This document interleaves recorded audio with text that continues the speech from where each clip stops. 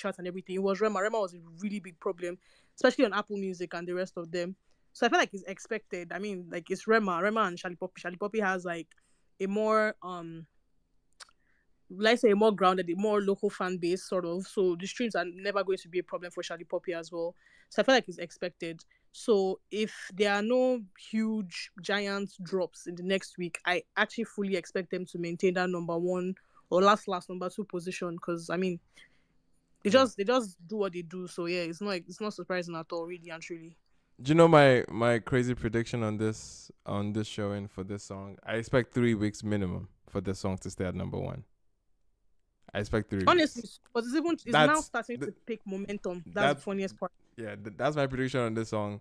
Yes, I think Asake's record is cool, but yeah, I think just the overall like, oh, Rema has not dropped in a long time, and then the Benin sentiment behind the song, Charlie Poppy being the one of the biggest or one of the hottest acts in the year. So yeah, it's all aligned. Again, we're talking about it as Rema's kind of wake up call from the slumber post Ravage EP. So it makes sense that he had to come with a big bang, and I expect this one to sit nicely on the charts for a while, man. But anyway, we'll see how this one ages. It might come back to be like, nah, I was wrong, but you said this one ages. I expect 3 weeks for this one.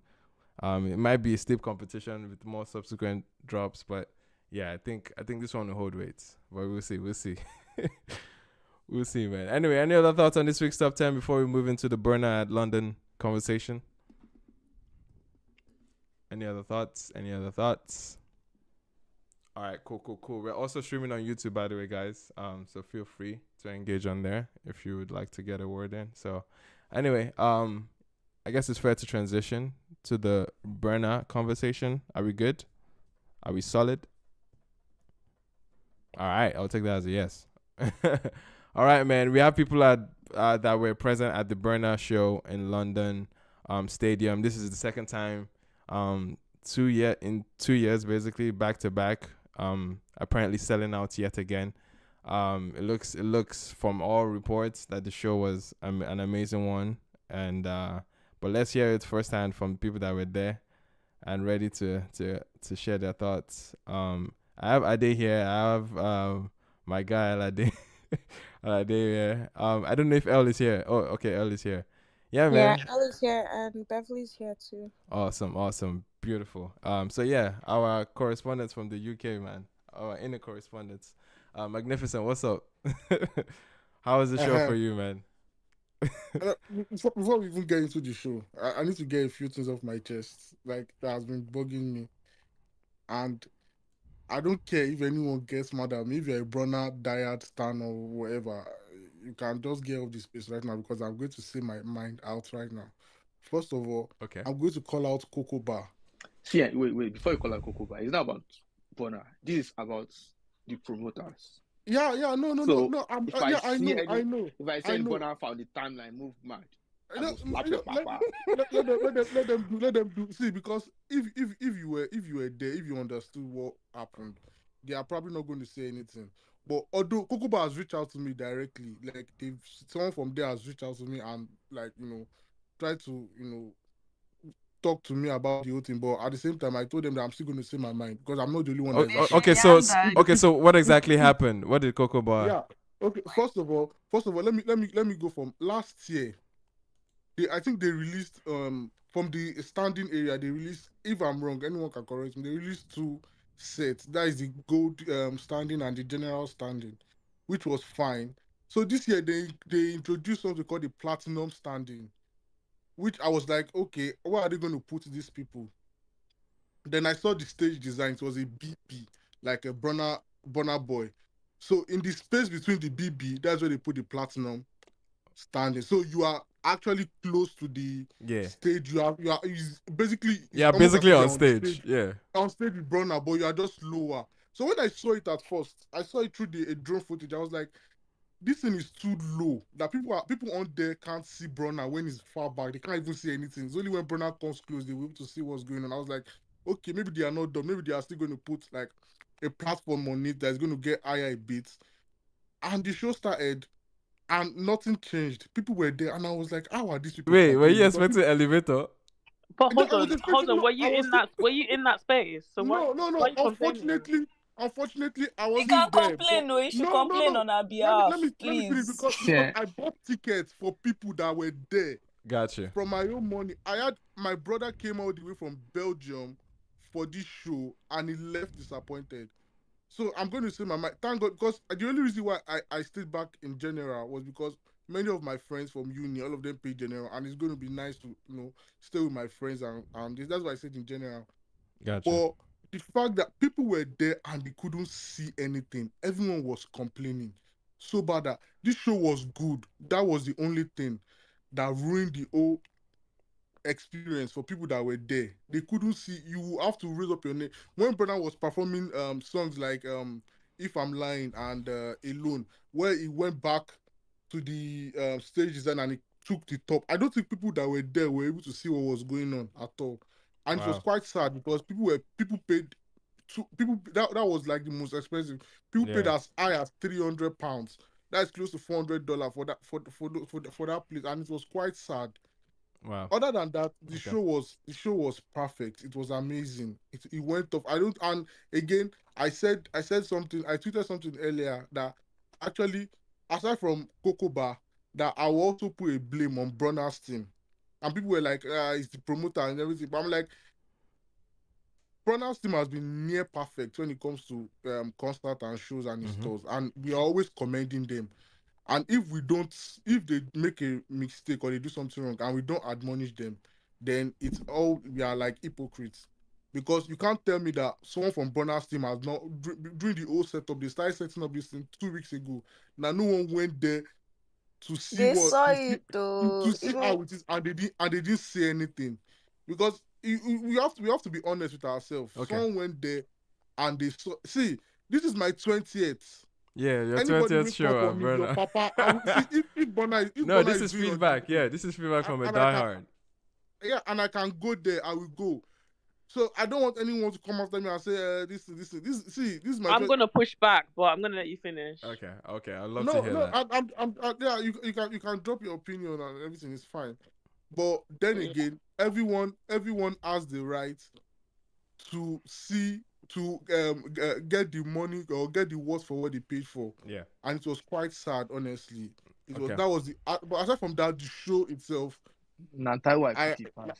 there is no superlative enough to. I don't think people really understood what happened in the show, what Bronner did, and we were not expecting any guest artists. I was actually expecting maybe a Dave because it was in London, obviously. Yeah. I was expecting a Stormzy and a wild card, maybe Ed Sheeran.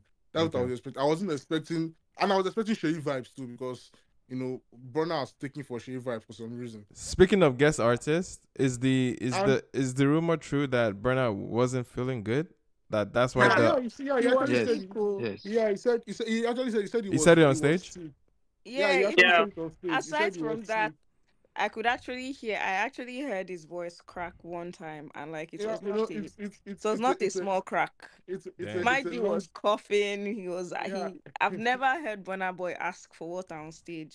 Damn. It drank I saw it drank also. water It like doesn't. 3 to 4 times. Yeah, it doesn't And do he it. took Immediately. It multiple doesn't breaks. drink. Yeah, It that's doesn't crazy. drink on stage. Yeah, It that's doesn't odd. drink. Like the only thing he does is use the towel, clean the sweat. I've never seen Burna take water on stage before, and he did it I think 3 times.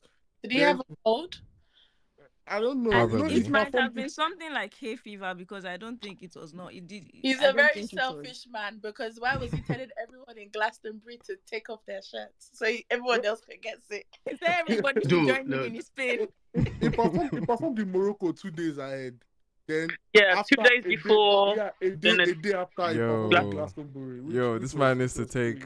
Yeah, definitely needs to probably- take some break, man. I think this is the His last airport telling last show. Yeah. This is the last show on the tour, and I'm going to get to Glastonbury later. But for this one, I think everyone the whole thing was perfect. I don't think no one was expecting Omale because Omale was the first guest artist aside from Salif Keita, who performed first. Right. And then Snow, he wasn't the first. Snow Allegra. Snow Allegra was there. Y'all no. got Snow Yeah. Allegra? No, Got no, Snow no. Allegra. It was the first. It was the first. Snow That's Allegra was mad. the second. No, she wasn't. No, No, Stanley Keita the was guy the that first. opened now. The There was man, someone the before. old man Yeah, after in the Sabinus. yellow agbada. Yeah, it was the first, which I was Wait, quite. Okay, can we talk about Sabinus introducing or Bro, I opening the was so show? shocked.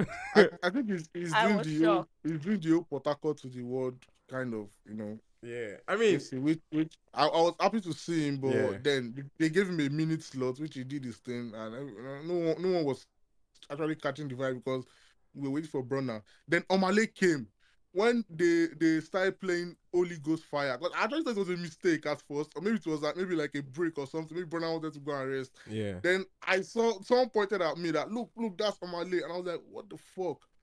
I'm like, okay, maybe they are going to perform a song together. Sorry. like- Question there. Is this in the middle of Burna set or like opening Yeah, for it is Burna? in the middle. It was in the That's middle. why we are telling you Like, that that this was man like- was sick. Yeah. I think it was makes sense. directly It in makes the sense middle. getting guest acts now because All the guests came support. in like during the set. Yeah, Like they then weren't like openers. Yeah.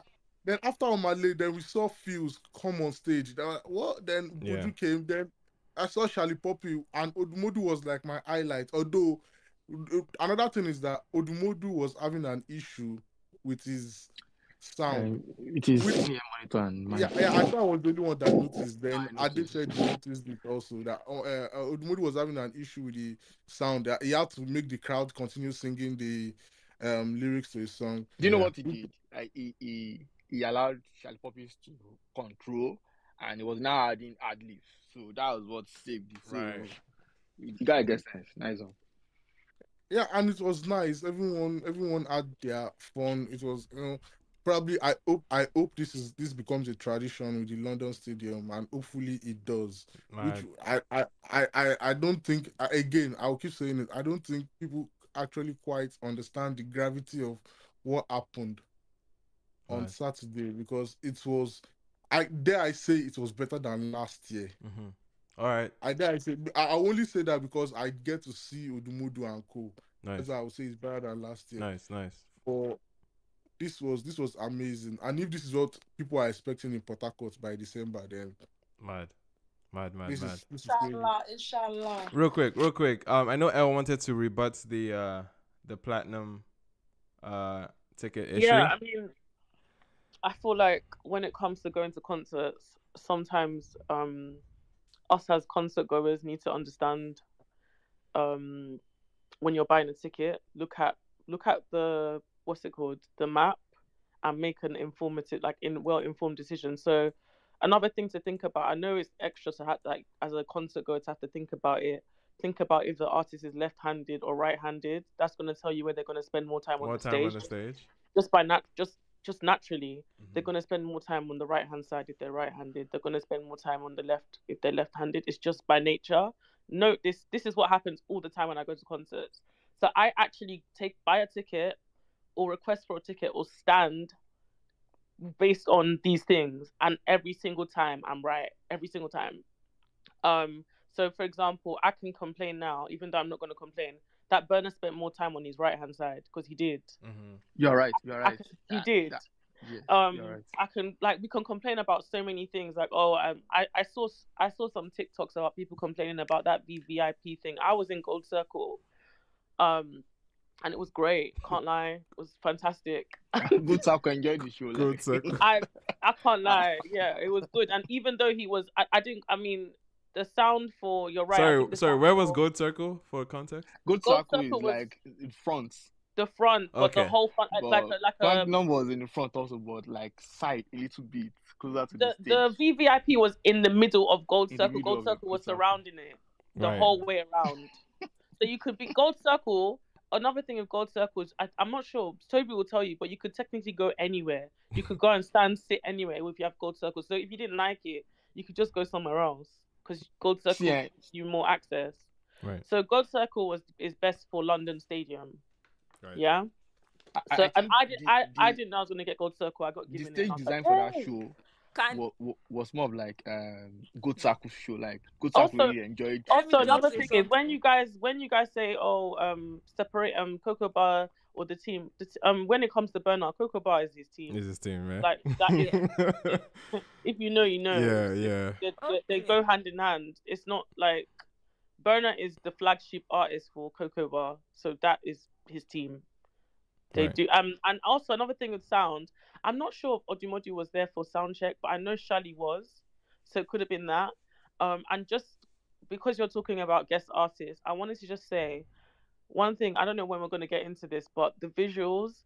Every single time we had a guest artist, about 70% of the time, you could see them in the on the side like the what's it called, the monitors. Mm-hmm. They were either getting their hair cut in the makeshift barber shop, Yeah, kind of like an Easter egg or something. or they were in a phone booth. Mm-hmm. The Bah. Odimodo one was so sick because he was in a phone. It was like banging. They were banging on the door. It was just amazing. You knew that he was That's it. coming out because you got the pre visuals of him in his yellow coming out. So before he even came out, for when you just heard Odimodu Black sensational, I was like, oh my god, like it was just so sick. The storytelling. Right. Nah, these guys. Bro, I wish they streamed this, man. It's paining me. The set Yeah, was it did. the whole story. Like even when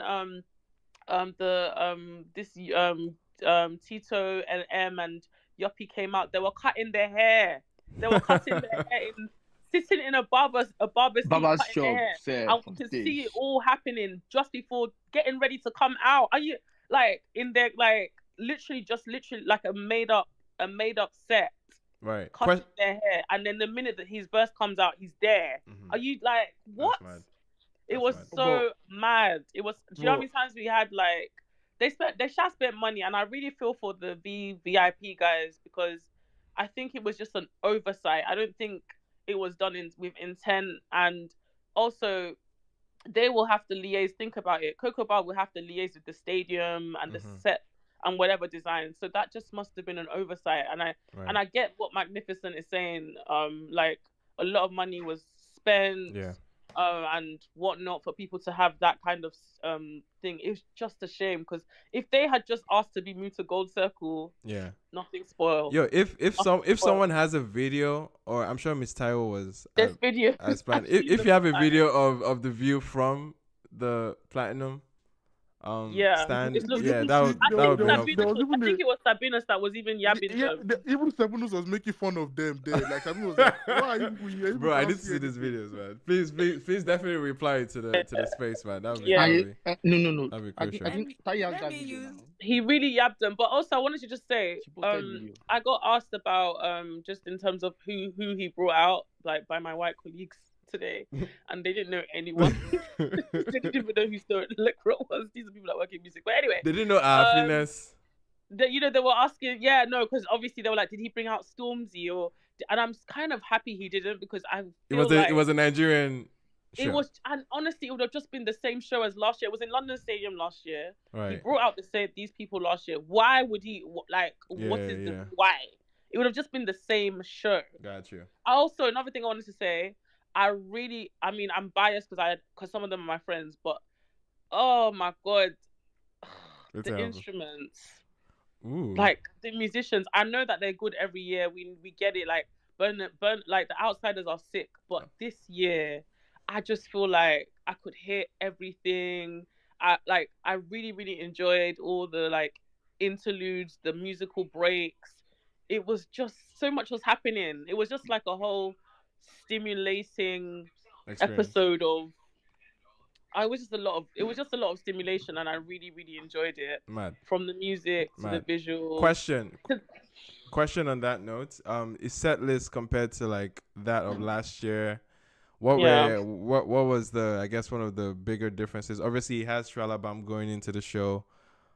Which other songs were added, or which songs were not present in the set that changed so far compared to like last year? Obviously, he had the stuff from I Told Them, isn't it? So wait, his London show didn't have I Told Them, right? This is the I Told Them show. Yeah. Can I answer that? Yeah, please. Yeah. Okay. The thing is, one thing about Burna is he is very, very intentional about his set list. Mhm. He's very, very, very intentional about his set. He performed every single song from the I Told Him album. Every song. Every Except including yes, except Barely. except for including thanks. No, including no, no. Except for the thanks. including the He didn't do thanks. He didn't do thanks. yeah, He's a smart. sorry, He's a except smart from man. thanks and except from thanks Yes, and yes, even I can understand.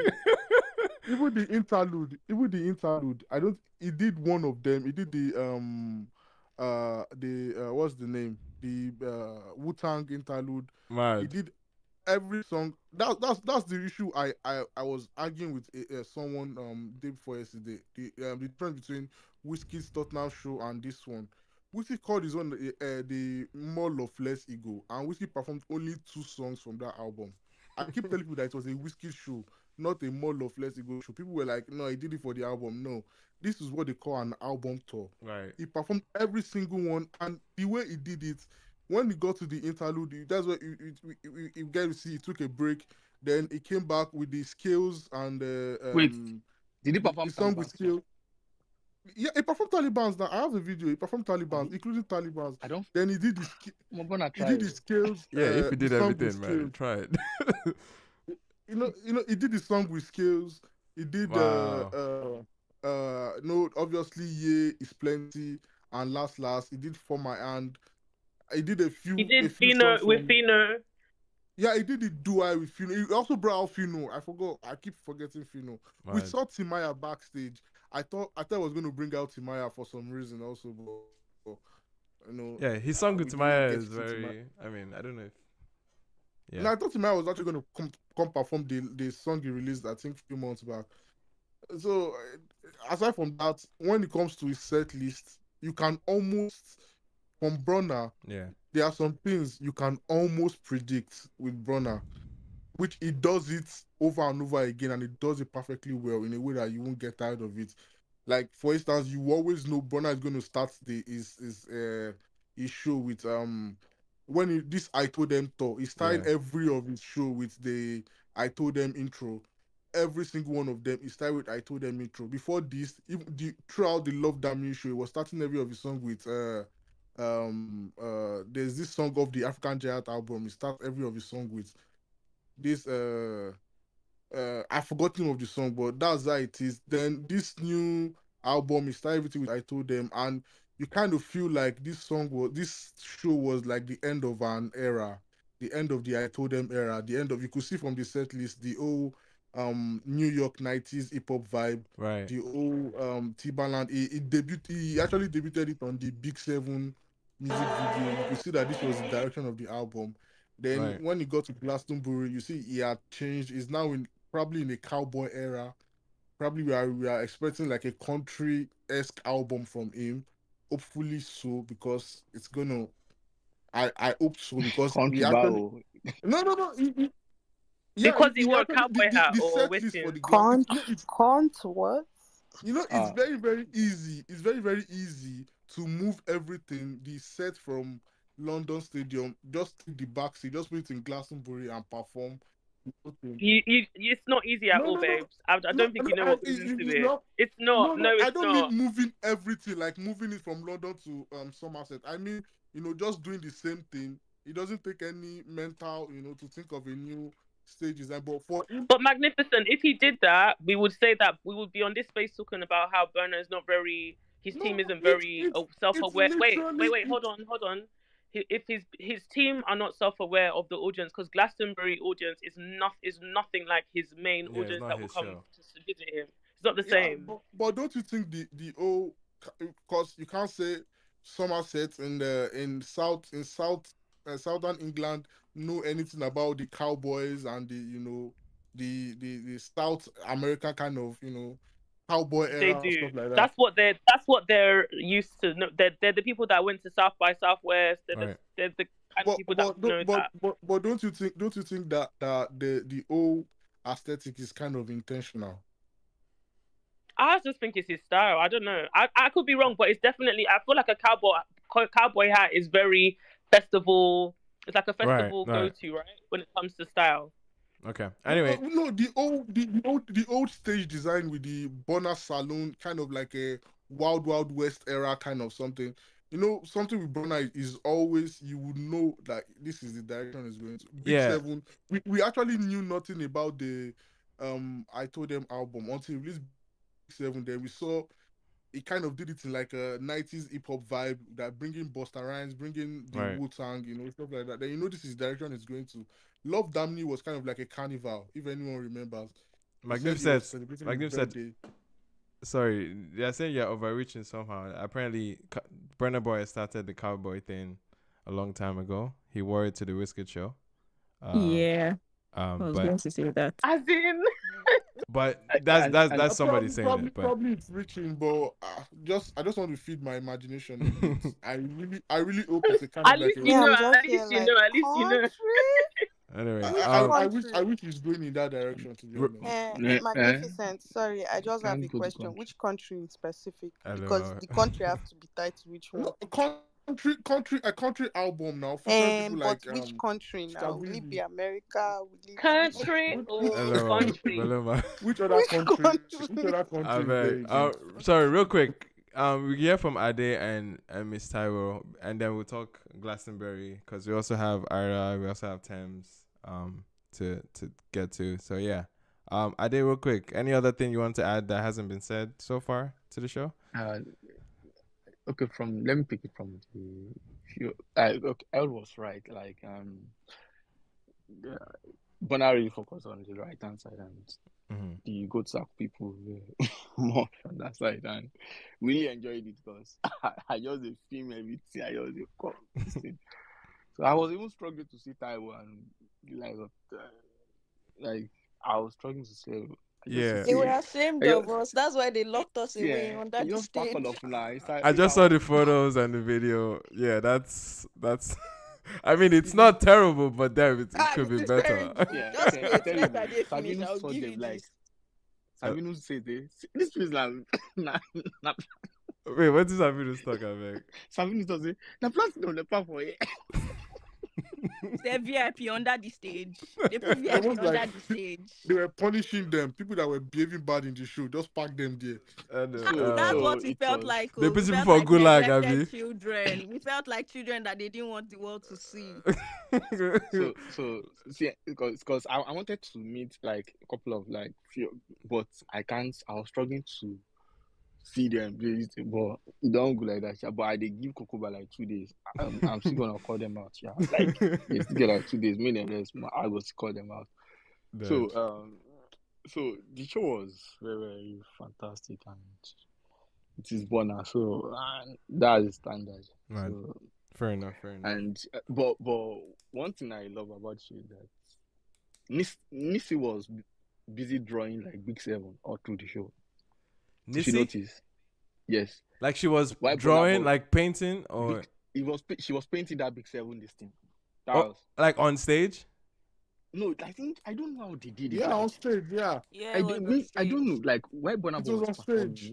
Nisi Mad. was doing her painting. She was painting on stage. She was painting Big That's Seven sick. all through the show for 2 hours because the show started 8:30 and finished Yeah, 10:30. yeah. That's sick, actually. Like, bro, like I the was- set design, like, yeah, you have to give it to Burna. the man. creativity, you have to give it to Burna. Because as Burna they sing, her sister they paint, Yeah. paint in name. Like Did she the perform thing too? was just no, She did. she was painting. So and it gives a wonderful moment to it because I Mad. was watching it. I was like this Crazy, And there little was- details like that, man. That's Yes. dope. There was Baba's shop on stage. There was Giza's store. Giza this thing. Yeah, and I remember seeing that in his So Toronto show that- too. that brings me to the Sheyi Vibes performance. Some people say that why Sheyi Vibes the wear apron come this thing. Like bro, it was literally Yo, that's coming out hard. from- That's hard, man. He was dressed like a grocery store owner. That's hard, like bro. I don't know how some people can't understand like how an artist is trying to Yeah. like synchronize, like make sure like okay, his album, like what he's trying to do as goes in line with his stage setting and all that. Yep, So for sure. I don't know, like I don't know. I don't know anything. Well, Yeah, that so was sick. it was just perfect. It was just perfect. And from the like I was very, very well make I know like because when Burna Boy was coming out for the this thing after Savinos came out and did this thing, Like all those things we Burna put for body na correct. It just they shine, it they glow. As they come out like this, I just say this guy is white itself. I'm a bro. How was the entrance for the It show? He came out from the ground like say smoke. They come out. Did you guys catch his jump? Oh, he Did jumped you out catch at his the same jump? time. No. Okay, I let me was just say that maybe that was the only one of the few advantages Of being in the Wait, platinum. I was because I caught I was his closer jump. to the place. I was closer to the place, but not really. Okay, I'll post the Not jump. really. The way he jumped, it was actually very cool. Nice. But You know, that's as far as it goes. I always say anyone that is styling Burna for his concerts is probably just No. wasting their time. This Especially with shirts. Because after 2 songs, Baba don't off clothes. Like you would know that this guy was like, I was counting the amount of songs before he pulled off his shirt, and it was But I just love after this. I second. told them like all Burna's dressing for this. I told them I love it. Like everything. I don't like all those. I don't like the Love Damini this thing that I did. All those clothes will be like this thing. All those big. My I dear, you don't don't like know it. ball. I You wish he don't wore know something ball. brighter. I wish he will, like, you know, when he went to change into the No, black. I wish he wore Yes. something brighter no, Yes. to stand that's out a not bit more. fun. What do you think, Taiwo? Yes, I agree with you. But I that's agree my a own lot. opinion. All right. So and also there's something I want to say. Yes, I was very surprised from the guest artist that he That had showed up. because I never believed it. I predicted I made a list like a day before. You made a list So of people you were expecting. I feel like it's gonna like I was like okay, it's London and Dave, his friend is gonna come out. Stormzy, his friend, gonna come out. Well, they Jaja, came last. yeah, wait now. Like I didn't say like say it was during Artorium album era. Burna became a Nigerian industry kind of artist. Way before he's not that really close with the industry people that much. Office and now Burna goes to Lagos like every time. This is unprecedented in the history of his say don't Burna hardly spent like weeks in Lagos. Right. Like now so like it's now closer to the so I didn't even expect it. So I was thinking that maybe he's going to bring his UK friends, Dave, Stormzy, Georgia Smith, and was it? So like that was what I was thinking. That's so it. for he shocked us and he Nice. had to bring in his boy. That's the I will this thing just the boss man say That's the and apparently word on the street is that those calls were very last minute too. yeah. Which goes to show the pull that Burna has with all these artists in the industry. Yeah. I would have been very sad if Benson was not on stage and she Actually Vibes was there. No, it would have been very, very sad. You see Shay Vibes, I don't know say he go climb on the stage. I don't know that one. Say since immediately they dropped the album, I know say, oh bro, Right. this record, we're gonna do it London Stadium, say this thing everywhere. I know. And Right. I loved the performance. So and Burna is just Burna Boy and that's just it. And I'm happy for him. Right. Real quick, Miss Taiwo, other than the platinum situation that which you've expressed, how did you find the show in a nutshell? Let me first start. So getting in easy peasy, no queue. We're all vibing. As far we're all super Burna Boy super fans. We know ourselves from Twitter. We're vibing. Trust. We entered the stage. We're like, what the hell? Somebody said that they built us house. Like, you guys don't understand. See, all you people that are defending. See, it is Burna Boy super fans that were in that platinum standing. Every defense that you can come up with, we were already giving. Right. So all this, Burna Boy favors, we've already know. We said, as we enter, we said, we know Burna Boy likes staying at this side. How will we run this thing? Because these people made us a house. We were running like headless chicken. We're running from pillar to post. Where's Burna Boy? We can't find him. He's at this side of the stage. Once he's done with that side, he moves to another side. You're like, oh, he has gone to that side. Let's go to see Burna Boy at that side. Yeah, like, I'm so it's a sorry. thing of like, Yeah, Miss I'm so Taiwo, they told sorry, you people man. that you are paying money to work out. Bro, I'm we sorry, man. cardio. That is what we went to do. Like it was crazy. Oh my When god, that's hilarious. when Sabinus came on stage, at first I was like, "Oh, who is talking?" Because me, I was at another like, bro, God.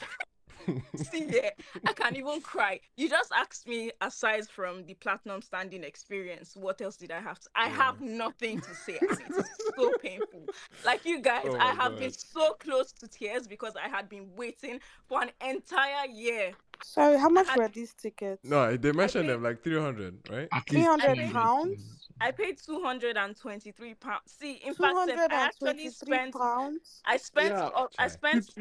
what's annoying is Coco Bar, when they said the platinum Are you sold out, poor Coco money? Bar actually released a Yo, new let batch me of even tell platinum. you, Miss Seth. Taiwo, how much did you spend? I She bought. said it. She said it. I bought gold standing tickets at first because Yeah, that's what they she's saying. She first said it was more mentioned than that. Oh, okay. they first mentioned platinum standing. They didn't really explain.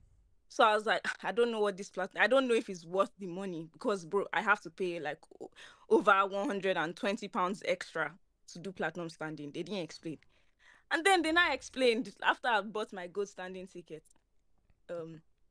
Oh, this is For what yours, platinum David, standing go is. circle with us. Jeje. Chai. Bruh, it's so annoying, and I had to I gave my gold standing ticket to my brother. Anyway. But like that's 100 and something pounds also. Well, it didn't go down the drain. My brother used the tickets, so that's nice. Gotcha. But like that's like £300, more than £300 that just like they sold us this idea whenever Yeah, like I I, had been raving I'm about sorry. this Oh, to people. I'm Yeah. sorry. Like where I was saying that maybe they are meant to put platinum people will maybe at that closer to the stage. Like maybe you guys are sitting on the stadium. Like it will even be better. No, let me Like see. That's not Beyonce's. even. That's That's what not the Beyonce did. That's what Beyonce did. So It will be forget better. that. All they needed to do, all they the needed was only thing. risers. Yes, that's the only thing That they was the Yeah, only needed. thing they yeah. It needed. That doesn't was need the There was risers only nothing either. wrong. thing. There was nothing wrong with where the platinum thing was. The only issue is that they didn't put risers. You guys needed risers. There was Now like it inside was old. so annoying. Like that's not even that's there were so many. There were a lot of things, right? There was a lot of advantages. Like we were able to speak to Sabinus before he went on stage. Burna Boy came backstage. He danced a bit with some of us that were at the area he was. Like I even waved at Namix and Nisi. They waved back at me, which was I Aw. think quite nice. I think you guys also had opportunity access to the VVIPs, right? Yeah, we had access. Yeah. We were closer to. We could kind of walk Before the around. show, like before the show start, like I was closer to that side also because me I Yeah, used my Niger boy scope, so I met one or two. I saw this girl Evie, this thing. I So think where I were you said sitting? Standing. Wait, am I me, the you only know, one? say Am I the only one that wait. met? Am I Sorry. the only one that met See, Oxlade? The I Offset, the literally Offset met. perform? No, that's the no, No. funny thing. I didn't meet Oxlade inside the stadium. I met Oxlade outside. Taiwo, you know where we took where we pictures? saw.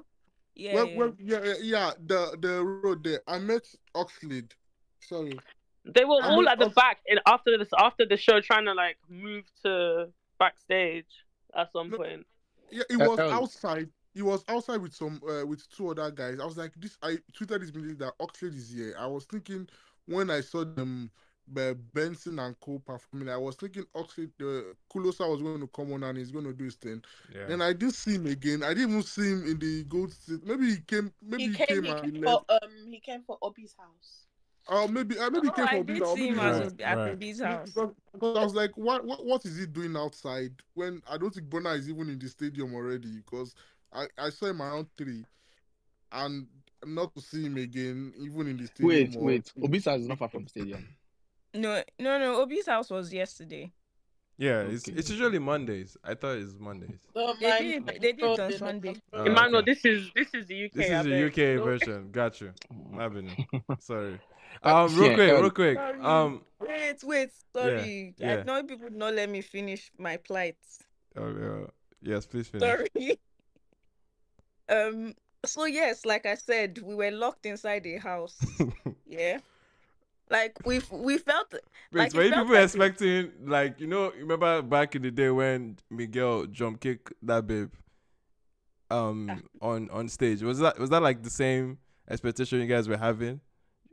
no, like it's not even. I don't even know. Like how like when they are doing the BET and like someone is performing and then they Yeah. will have like some people like Yeah, like no, you no. can see It's their it's head literally above. it's that Miguel thing where you can see the head Yeah. above, where like, So yeah. that is what we were expecting Right, going right, in. right.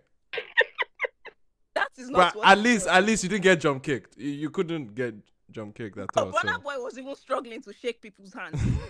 Let me tell you how high that stage was. Like, just go to the wall of your house and be looking It up. That is was how high the on stage another was. floor.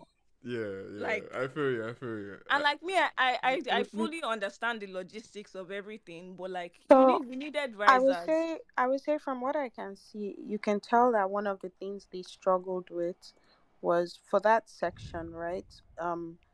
The probability that if they made it close in height, the probability that people would be able to like literally Who- jump onto the stage Oh, Yeah, was yeah, yeah. high, actually, That's but understandable. okay. I'm also seeing. what Okay, Bro, sorry, but let me but finish your also thought. Yeah, wait, real yeah, quick. but But let me also finish your one thought. of the things that you need to do when you do sections like that is that you have risers, right? But you still have blockades. And I think that is what they didn't Right. consider was how to have the blockades with the risers because you still have security there. And so what that does is that there's at least I would say probably like 5 to 10 feet between the risers and the stage. So what happens is that if you ever try to go above the risers or above the block off, Yeah. what ends up happening is that there's a pit. So you Mhm. fall before you can ever make it to the stage. But they Right. didn't think about that. So Maybe that's what you you need should for have those told kind them. of things because there was nothing wrong with those sections. They were Yeah. perfect. It was just Nothing. too low. That was Right. Like the Yeah. problem. Right now. it was actually perfect. Yeah. But also, and the other thing that really annoyed me is that we didn't feel You part of the didn't feel story. part of the show, right? We didn't like Burna Boy came. Like it's not even about Burna Boy itself coming to meet us or anything. We could not see the stadium. Oh, Like when right. I You couldn't say see it the felt like crowd. Yeah. we Yeah. were in Like a you could see private the part and stage, but you Yeah. couldn't see the stadium, so you and couldn't I think feel Yeah. that what part I of you could was probably part only of see the being skies only. part And of Burna. being like bro, see, yeah, I'm not even joking. No, I There are so hear it. I many hear times it. I hear it. today that I've been so close to tears. I hear And it. just hearing people's reviews, somebody say, "Oh, Nisi was painting on stage." And you What couldn't do you see mean that. Nisi was painting on Yeah. stage? Yeah. You know It's what? crazy. I'm Say seeing I'm no. seeing I'm seeing how deep the platform is because people are walking underneath the stage. And like you can see that it was built to that level where people could walk in and out. I think that's what they were going for. And that's a crazy design. That's a wild the design. stage setting of that show, like the stage setting of that show is another enjoyment on its own because Yeah. bro, there was bar also like bar where then they do drinks. Yeah. Bar Yeah. day. Of course. I said this. All right, I real said, quick. people Real in quick. general standing had the most fun than anyone else on the in Now the go stadium, tackle, and I'll enjoy that stand show. by Okay. Now it. go Can I tackle, enjoy just Okay, that so show. real quick There before we was transition to those circle was Glastonbury. closer. wait? Sorry, can I Sorry, just give hold a on, quick guys. suggestion? Yes, For Naye. Yeah, I was just for about to head those. to you. So this is what happened at the Beyonce show. I got guy there before you sang. I'm Wait, sorry. started. Naye That and started. Beyonce. Anyway. wait. But what happened was the seats that I got, they didn't tell me that it was an obstructed view. So I paid with credit card. I always pay for with credit cards for show. So I reported them to my credit card company and said, yeah, it was, I like obviously took a picture of the view and I got my money back from the ticket people because, yeah, you're supposed to notify me that it was obstructed view. Obviously, it will take money out Naye, of the will Coco promoter's Bar give pocket. these people their money back? I don't know what Kukuba can But do. the Yeah, whole now Maybe point they've is I gone didn't. they've With gone credit radio card, they silent would. for the past 2 maybe days. free merch or something. I don't know. But Yeah, What's yeah, Merch like I supposed to don't do know. for me? It's just What's a a free match suggestion. go do for me? just to Man, say, is just not to say, good. Bele No, now. no, Free no. match is not They good. should give No, them for me. they give them the discount only for the thing they next can show. do Yeah. is Maybe allow discount. us to For meet next Burna year. Boy. Like, cause like there's nothing. There is Mr. said, absolutely "Let me hug nothing. him. Let me hug him too." There's absolutely nothing that they can do to give us back our Taiwo, this is seconds. not the Wait, first let time. me You've seen finish. Burna Boy Please, I need Wait, to somebody. rant. No, they are listening. They are listening. Let's start with grievances.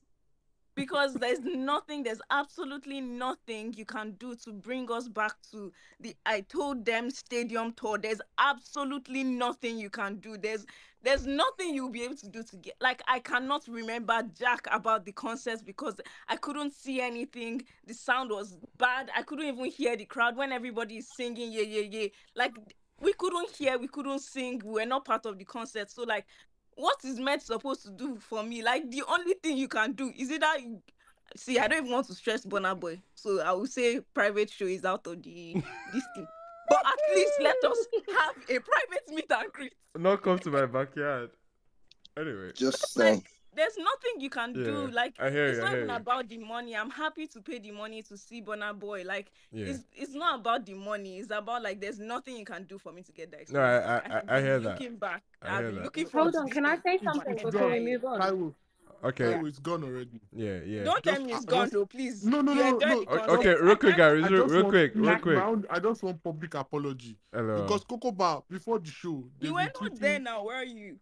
No, Talk to the I people that were understand. there. No, Coco but Bar- the Coco people Bar that were he there. he bought those Wait, $20 tickets. Magnificent, you weren't He there. said he bought those No, tickets. but though. can I say something? Can I say something? Yes, 'Cause I Taye, was please. there. Taye, please go ahead. Okay, so basically, I had a golden ticket from the start, and then I switched to platinum because of the way it was advertised by Cocoa Bar. They advertised it for day one fans, like Burna Boy's taking it back, Burna Boy's doing this, Burna Boy's doing that. That ticket was £226. It was more than double the price of golden. And the only reason we went there was because of the advertising. We could not see anything. The videos I posted of Platinum View, that was what we could see. The only time we saw Burna Boy, we saw his back. We couldn't see him for majority of the concert. We couldn't hear anything. We weren't involved in the concert. Like, I feel like a lot of people are trying to discredit what Platinum people are saying. Thank But you. everyone is saying how amazing the concert was, but we didn't experience the concert. Uncle T came down. Burna Boy security came down. His team came down, and they admitted that it was bad. It's nothing to do with us complaining. If you were in Platinum, you would understand that we couldn't see. Even Sabinus was mocking us.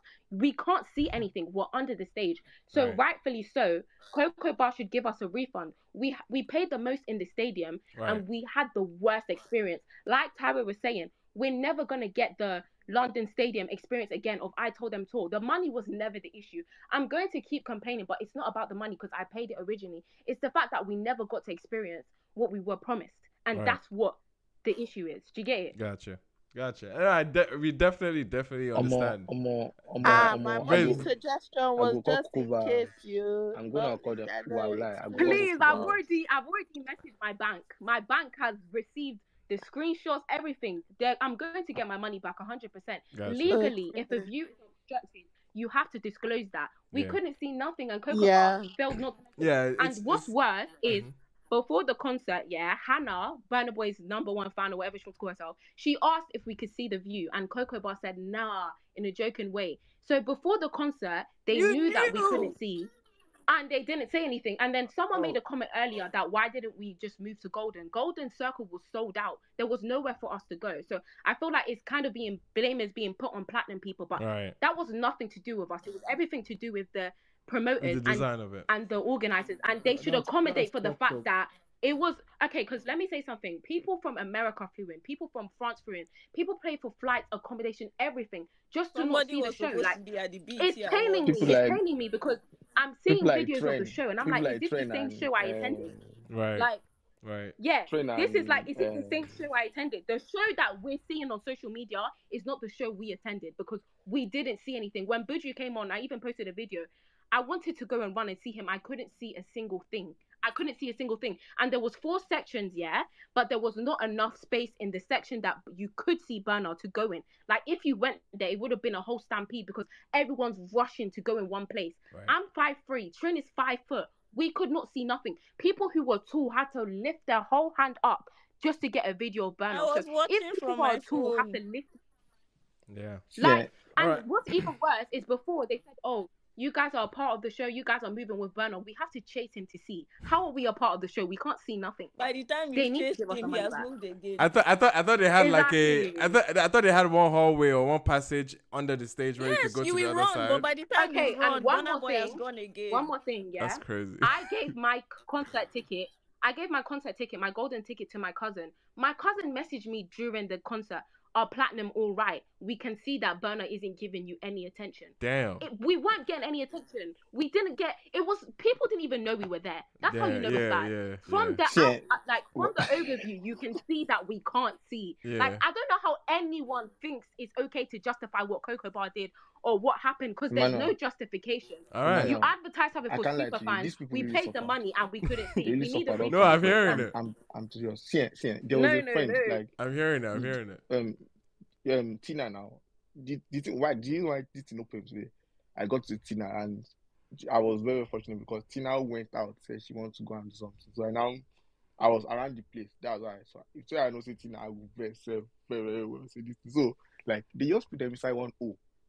Anyway, yeah. Okay, I mean, it's definitely been expressed. Okay, one more thing, yeah. Yes. When we got out of the concert, Burna Boy's camera crew, they begged us to lie. They asked us how was the concert. I said, if you want me to tell the truth, I'm gonna say this was a horrible show. We didn't see anything. They was like, please, Burna's gonna see it. Burna's gonna see it. I personally think that outsiders who went there and were saying, outsiders for life, we love the show, you're fake. Because the whole concert you were complaining that you couldn't see anything, but then you're going to act fake just because you want to be seen as a good fan. Like, we couldn't see anything. Like, we actually couldn't see. So the fact that the camera crew is begging us to lie, you know that our view is bad. Do something about it. And I feel like Cocoa Bar need to recognize that you're a business.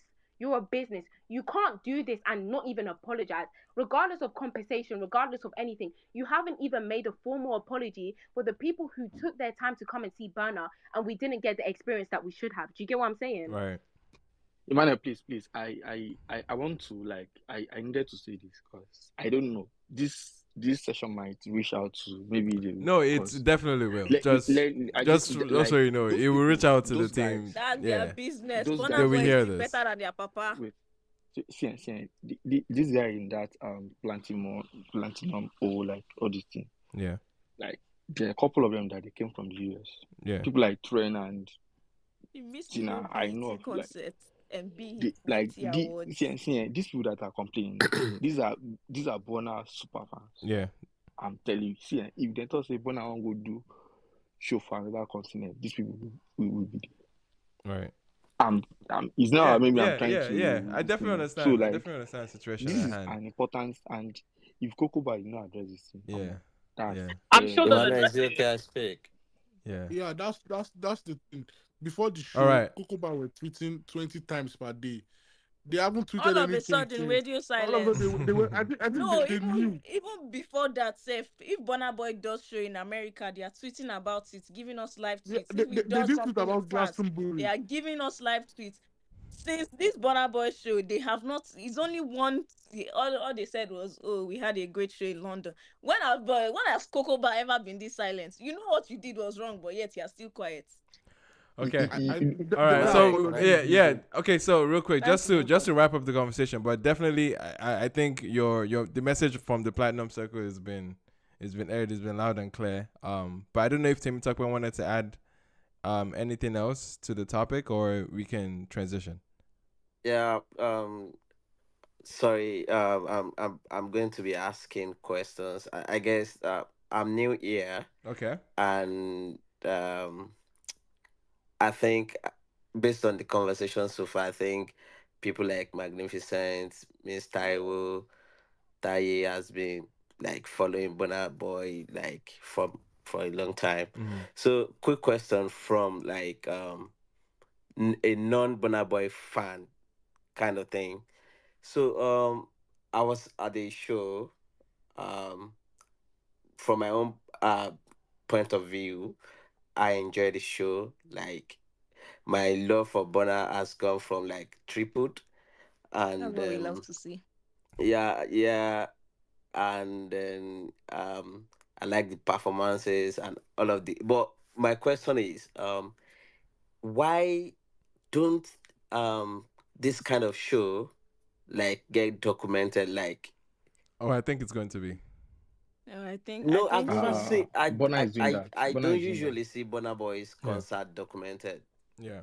Don't worry. Don't follow Because him on Instagram, and you I guys him will they be talking document about. pass. No, I think it does. I think they do a great job documenting, and I think documents a lot. and I think No, there's something that is going to come eventually. no, Something compared bigger. to what I mean, compared to when Asake had the O2 concert. Till now, you could go back to watch the concert from beginning Oh, to I the see what end. you mean. Like live stream on YouTube on a platform. Even if it's not live stream, after the show, you Yeah, can. yeah. I think No, I but think we had the Apple one that we could watch That's on. Apple Music. yeah, I think it depends once a platform collaborates with Burna, in order to have a show, to have No, because this a is segment, like they this will make show. it. Yeah, I This I show agree with cannot you. be you cannot explain this performance to Yeah. anyone. No, Everyone needs to see. But Where I am granted, I could Temi not. Tokwe, this is Burna. He has had shows. If you just go a quick simple search of YouTube, there are many sites of evidence to his Go and watch MSG, MSG on to YouTube. to like I think 2 of his O2 arenas. There've been many moments, of course, that have been documented. But I agree, this is a stadium level. He's doing it twice. It's supposed to be grand. It's supposed to be big. But I think something subsequently would No, come you know out why from this. I'm saying this is like for someone like Taiwo and Tai complaining they can't see anything. Myself, I can Bro, see you from. actually want me to cry because Wait, that's what you're saying. sorry, I wait, already wait, cannot wait. handle Not what really, I'm not seeing really, online. I should not go not and watch really. it again. No, not really. Okay. Let me give from my own point of view. Where I'm sitting, I can't see the designs on the stage. Right. I can't even see like Bonner if I'm not looking at the screen. I can't. I knew like the artistic thing going on the stage. I knew because I have eyes for like settings, the designs, the concept behind like performances, but I can't really see them. Okay. And it's like I'm pained that I can't like see all of these things the way I should, because when I went for Ashake's concert, I was like in the front. I could see everything. So I knew like apart from the sound we are hearing, there is so much more going on the stage than the sound. So I can't see all of those, and I think I need to see like go back, watch and see what was going on, like the Giza thing. There was this lady painting from like every time the screen, like the camera goes to her, I see her painting. I don't know where she is. Maybe she's on the stage or she's not on the stage.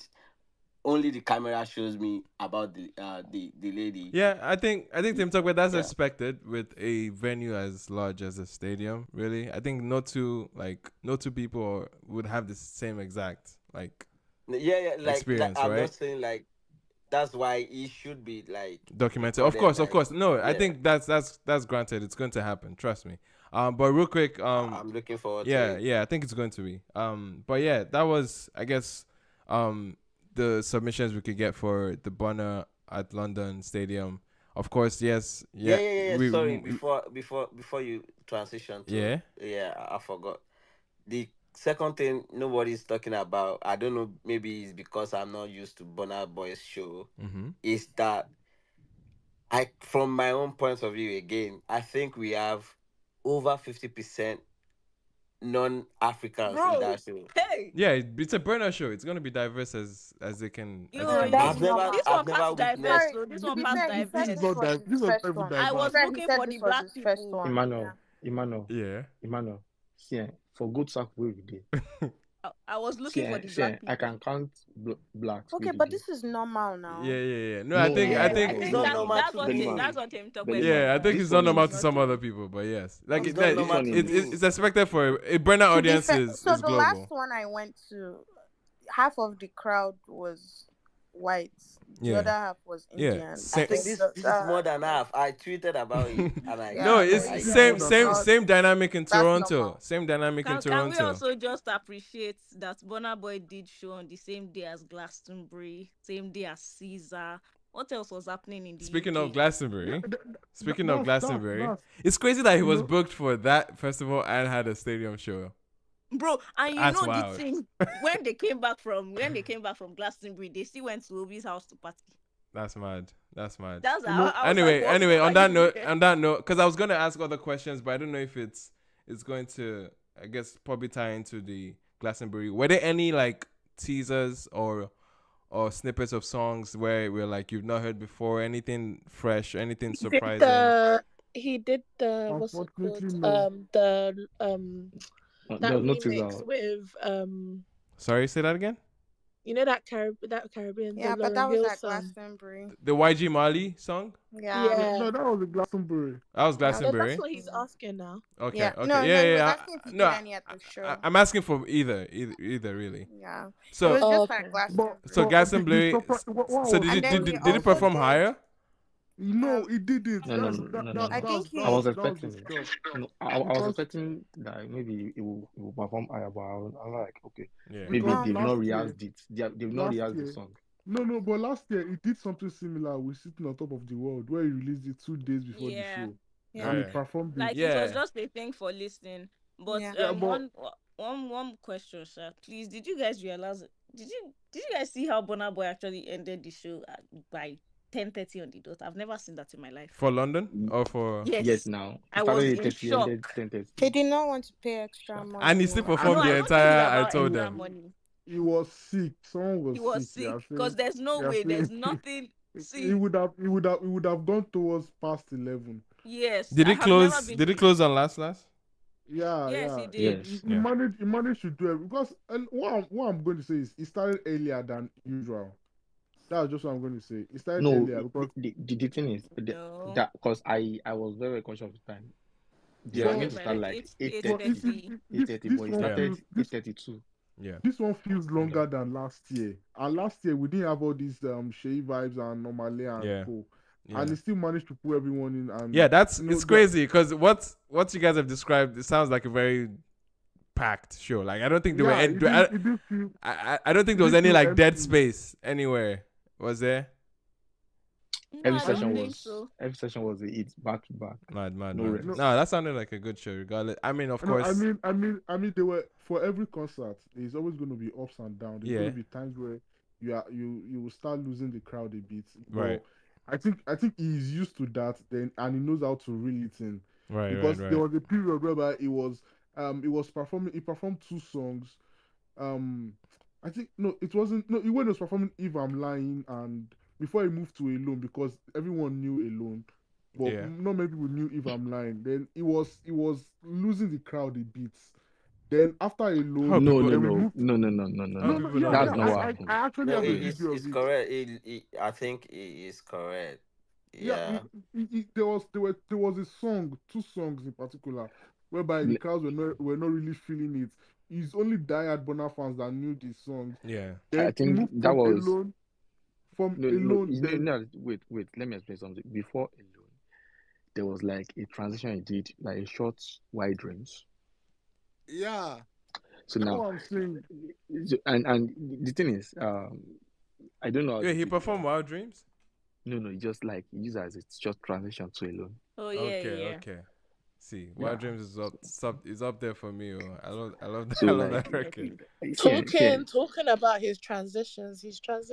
I know they've always been good, but this show seemed like damn. I saw that Soke. Soke. What was the transition again? The Soke to Killing them to Yaba Buluku too was nice. No, I Yeah. think that Yaba Buluku one was actually see. That one was actually the one that I think that was the part of the show Yeah, that I that enjoyed. small pause. The That Do you know the small drums best were transition? crazy. Mad. Like that one. Do you know the enjoyed best it. transition? The best transition was from normal to on form. Normal to Yeah. form. Yes. Yeah, kind of. Because he did that in That's- Toronto too. Yeah. That was track 2 No, to that track yeah. 3 from No, the those album. records were fire. So Yeah. it was very, very special. Yeah. From track 2 to track 3, and he I- killed it. I remember that session in the sets. But yeah, anyway. I won't faint. Anyway, man. Anyway, sounds like the Burna show led into the Glastonbury moments. We saw in Glastonbury that they had it was an Africa, like this is the most like African presence or representation they've had, right? Because Glastonbury, correct me if I'm wrong, to anyone from the UK, historically it's very very white, right? Very, very, very. From the Any audience to advice? the In recent years, artist. it's been a bit Advice. mixed. Okay. Yeah. In recent years, it has In been recent against years, you. it's been a bit mixed, but historically, yes, you're right. Right. Very I right. feel like this year has been the most blackest Right. I've experienced. Let me give anyone advice going to Glastonbury next year. If you are going to Glastonbury to see someone in particular, go a day in advance and sleep on the somewhere. So did you go this year? Yeah, I was there. I'm still, after the London Stadium, I had the tickets for Glastonbury. I went home. I slept for about 4 hours. Then I had to take a train down to Somerset for the Glastonbury. When I got there, I was regretting why I went in the first place. Nah, That's why people just go to festivals as big camp. as Glastonbury, you have to be there early. I couldn't see Damn. anything. Even the screens I couldn't see. I was just standing with my legs. My waist was gone already. Everything was gone. I was like, I'm not gonna lie. I'm surprised. I'm actually shocked that you did that because people really do go 2 days before the event. Yeah, I got there. Glastonbury, people camp out there. They basically stay there for the entire weekend. I think I was so far back that I think before the sound got to me, Burna had left the stage already. Jesus. Because is this Burna's first time, by the way, in Glastonbury? No. This was his first time on the main stage. On the main stage. Got you. So he had his DMX moment, right? Is that what it is? Yeah. He had his DMX Woodstock moment. Nice. Also, going to Glastonbury a day before wouldn't have even helped you. You have to go days before. Because people will just camp in front of the stage. People have been in Glastonbury since Wednesday. Wow. Yeah. And people don't usually go for one artist. They go for the entire of the festival. Yeah. Before we end, because Burna was telling people to take off their shirts. Before the command got to us, people were already pushing on their shirts back. It was. But then again, I couldn't. I had bought the train tickets and the Glastonbury tickets a while back, so I couldn't let it waste. Right. But I got to hear the YG Mali. At least you can watch it on BBC iPlayer. Yeah. Facts. I watched it. I watched the Sugar Babes. Yeah. Oh my God, me too. They were amazing. Nice. Anyway, yeah. Let's talk. Talking Glastonbury. Let's talk Tems and Ira as well. Anyone catch the show or their set either on BBC iPlayer or in person? I saw Ira's one. I'm so proud, but okay. She needs to rehearse Woman Commando. Yeah, I feel like Woman Commando was it's the one that she had with the dance routine, right? Yeah, but that's the thing. You need to this is my opinion on the girlies that are coming up. You need to do a bit of Beyonce and be running and be singing. I don't know, because sing aside. Yeah, because do you know what? I feel like she just couldn't control it. Right. And I think she needs to do less. There's a reason why you have choreographers, right? Yeah. All she needs to do is do that South African bum shake and everyone is satisfied. You don't need to do the whole routine. The whole hand thing. I remember I saw that clip too. I could tell that she was okay, let me take the mic off for a bit and then do the routine and then get back to it. Yeah, and she didn't need to do that unless, and I think why that went wrong for me personally is because during the chorus was still singing in the background, and I feel like as an artist for that level you shouldn't be doing that. Like even you should allow, for example, your band to do something like she has a hype person though. She has a hype person though. I'm not talking about the hype person. Yeah, exactly. That's the part where the hype person could have come in. You know, when you go Ira, go. That's when she can dance. Yeah. But where the song is actually playing in the background, you're literally playing the chorus, right? And you're not on the microphone. I feel like that's a bit Raz from artist. Maya, don't you think that she should have had like a version for live? I feel like, I mean, obviously it's early. It's early. Like, let's give a bit of grace. The song's just come out, definitely. But I still feel like knowing that she had Glastonbury, they should have tweaked it for live. So because the song itself, it's an amazing song. I love but that. Exactly. For live, I think it would have needed a bit of tweaking, maybe a bit more filling. especially as it feeling has like 2 featured artists as well. yeah, fill the So song up a little bit, get some more BVs on it, even if it's pre-recorded. Yeah. For yeah, that, and the yeah. fact that Woman Commando, in my opinion, is one of the most commercial songs on that album.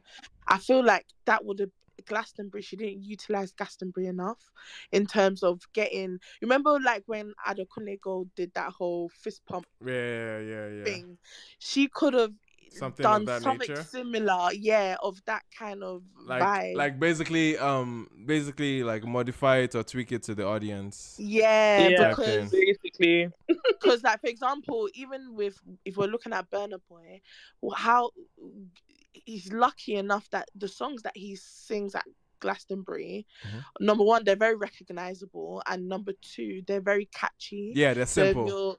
They're very simple, you know. Yeah. Yeah. Like, Exactly. Honestly, you have to tweak. You have to tweak stuff for the British audience. For that audience. Honestly, because and sorry, one more thing: the British audience love to sing along. Like we've been doing it since Assembly. So listen, if you want to do a song like and you want people to sing along, like they catch on very easily. Yeah. So they don't need to know your song. If you see a lot of people in the audience when like even Burna, I'm sure a lot of them don't know the song like that, but because of how catchy it was, they will sing along. Yeah. And you know, when you've got a pint in your hand, a bit of Heineken, a bit of Foster's, like you're good to go. Yeah. So yeah, that's what I'm to say. Fair enough. That's fair constructive feedback on Ira's performance. Can I just Did say anyone that's catch why that's sorry. why Tems' thing is Tems' set was also like really good because I think in her writing there's a lot of repetition. Love a me, lot of Jeje. it. Love me tend. Do you know what I mean? Call and response. It's just easy. Even the BPM of her songs, they're slower. Yeah. They're eating it up because it's just low hanging fruit. I'm sorry for the British. No, I definitely understand what you mean. When it comes to festivals, they're not even. They want to be able to wave their hands, clap when you tell them to clap, right? Say hey, say ho. Like that is Glastonbury. Right. Honestly. Right. All right. Any other thoughts on Glastonbury before we transition to BET Awards? I want to catch up some recap on BET as well. Was SZA at Glastonbury or was she at a different show? I think a different show. Oh, so wait, she had a different show in the I thought she was also at Glastonbury. She was at Glastonbury, but I think she had a There's different another show well. Oh, so she had another one like last There was a lot night. of shows this weekend, by the way. It seems like a lot was going on. Because I was trying to figure out like if that was the same thing, but I guess she was there because that was where what's their name? Was it Coldplay and Coldplay. SZA, right? Lil Sims. I think she had a show on Saturday. No, it was Lil Sims. Yeah, today it was or Coldplay Friday. and Lil Sims, and they performed the Burna song.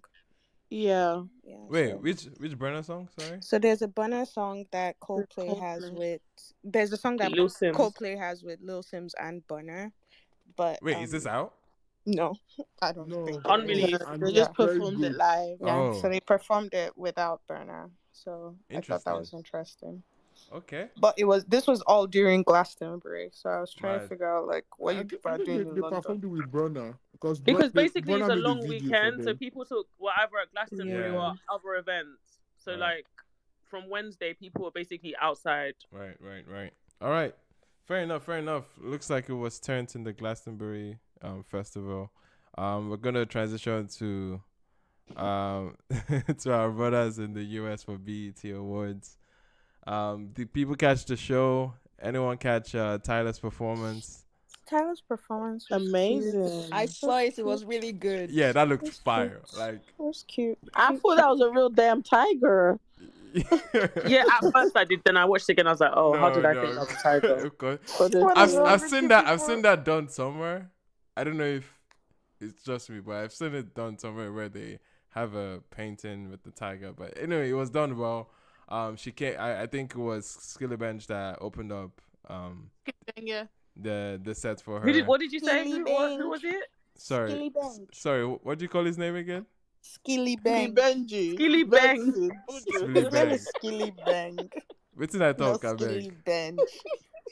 Oh, bench. Anyway, but you shall know who I'm talking It's about. not bench, it's bank. But anyway, yeah. So we got him. We got Tyler showing up. We got Gunna as well in the cut. They did jump. I didn't know which other song did they do. They did Water, of course, right? I don't think she did the Water. Did she? She had to. Yeah, I didn't So see here's any what video. here's of her what doing I water. didn't like. I liked that she won Best International Act. I didn't understand why she won Best New Americans were Okay, mad, so though. let's get into that because that's a very because personally it didn't make sense to me. hot topic, especially for BET audience. Tyler won a lot. She looks like she won big for the show. She won next Best New Artist rather and Best International Act. Correct me if I'm wrong. Yeah. Yeah. So that's why people were mad about. I feel like that was expected. For Best International, not for Best New Artist. International, I feel like it was. Yeah. That was Nobody expected. cares. Nobody cares if she won Sorry, Best let International. me because Nobody cares based if off she won Best International. Okay. Based off the year she had alone, I'm not even talking about Water, whatever. The fact that she won the Grammy alone before her album came out was already a massive stamp. So it's kind of a thing where it did not really make sense to give anybody else.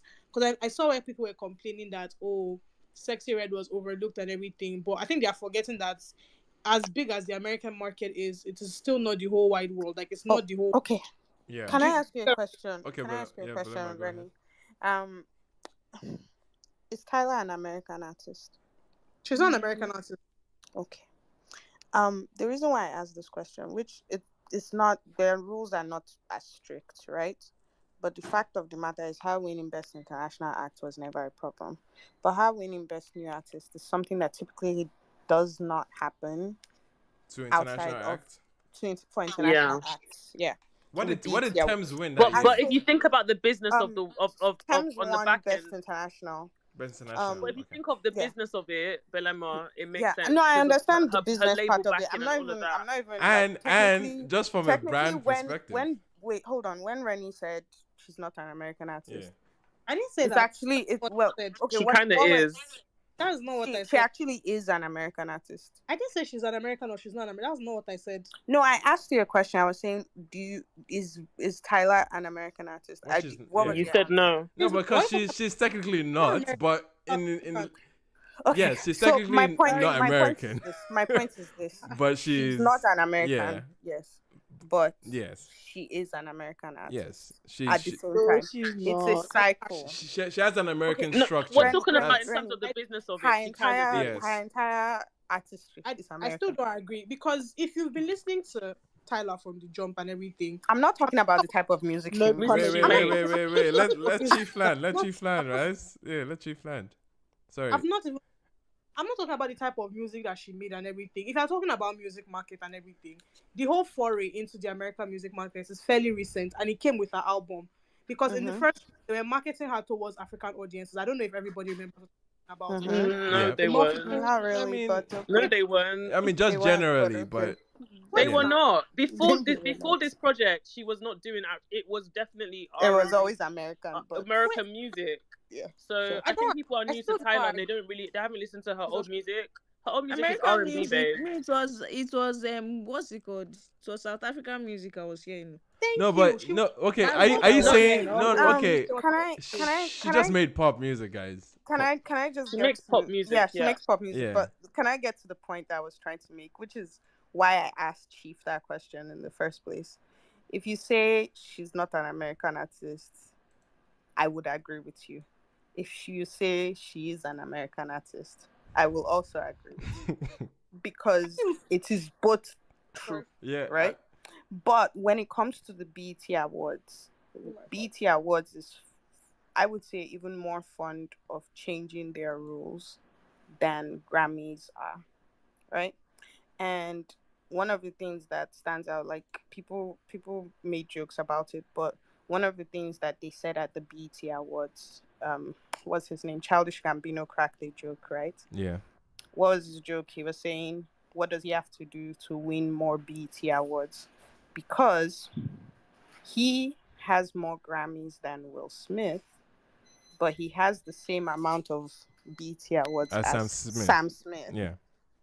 the white guy. The white guy. And so I remember when you. Yeah, and I That remember was when funny. Sam Smith won a BET BET award. It was award, very random. Controversial. Yeah, it was So when controversial people then. talk about Sexy Red and stuff, for the rules they have set for BET awards from the beginning, Tyler was not even meant to be there. And so that is why there's pushback. It's not about whether she's American or not, because she's signed to an American label.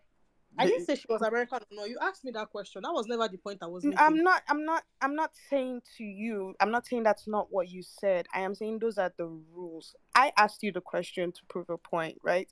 That she is American, but she's also not American. They view her as an American artist, but she's also not an American artist. This is not about what you think. This is about what the people that are mentioning Sexy Red think. And that is what I am trying to point out. It is not about what you think. I was asking a question to prove a point. Okay. So So that's what I'm talking about, is that I personally am of the opinion Tyler should never have been in there. To win the best new artist. Okay. Yes. So for context, She should not have been there. Let's see for context the other names that were nominated. All right. So we have Sexy Red, the obvious one that people have been talking about. We had October London. We had Bossman Blow. We had Friday. We had Four Bats. We had Ira Star. We had 41. So those were the names that were going up. Like, for why is Ira new Star artists. there? So that's the thing, right? So Like, why is Ira Star there? What? And that's something that BT never used to do, and that is why people are pushing back at it. yeah. So But I mean, not- so yeah.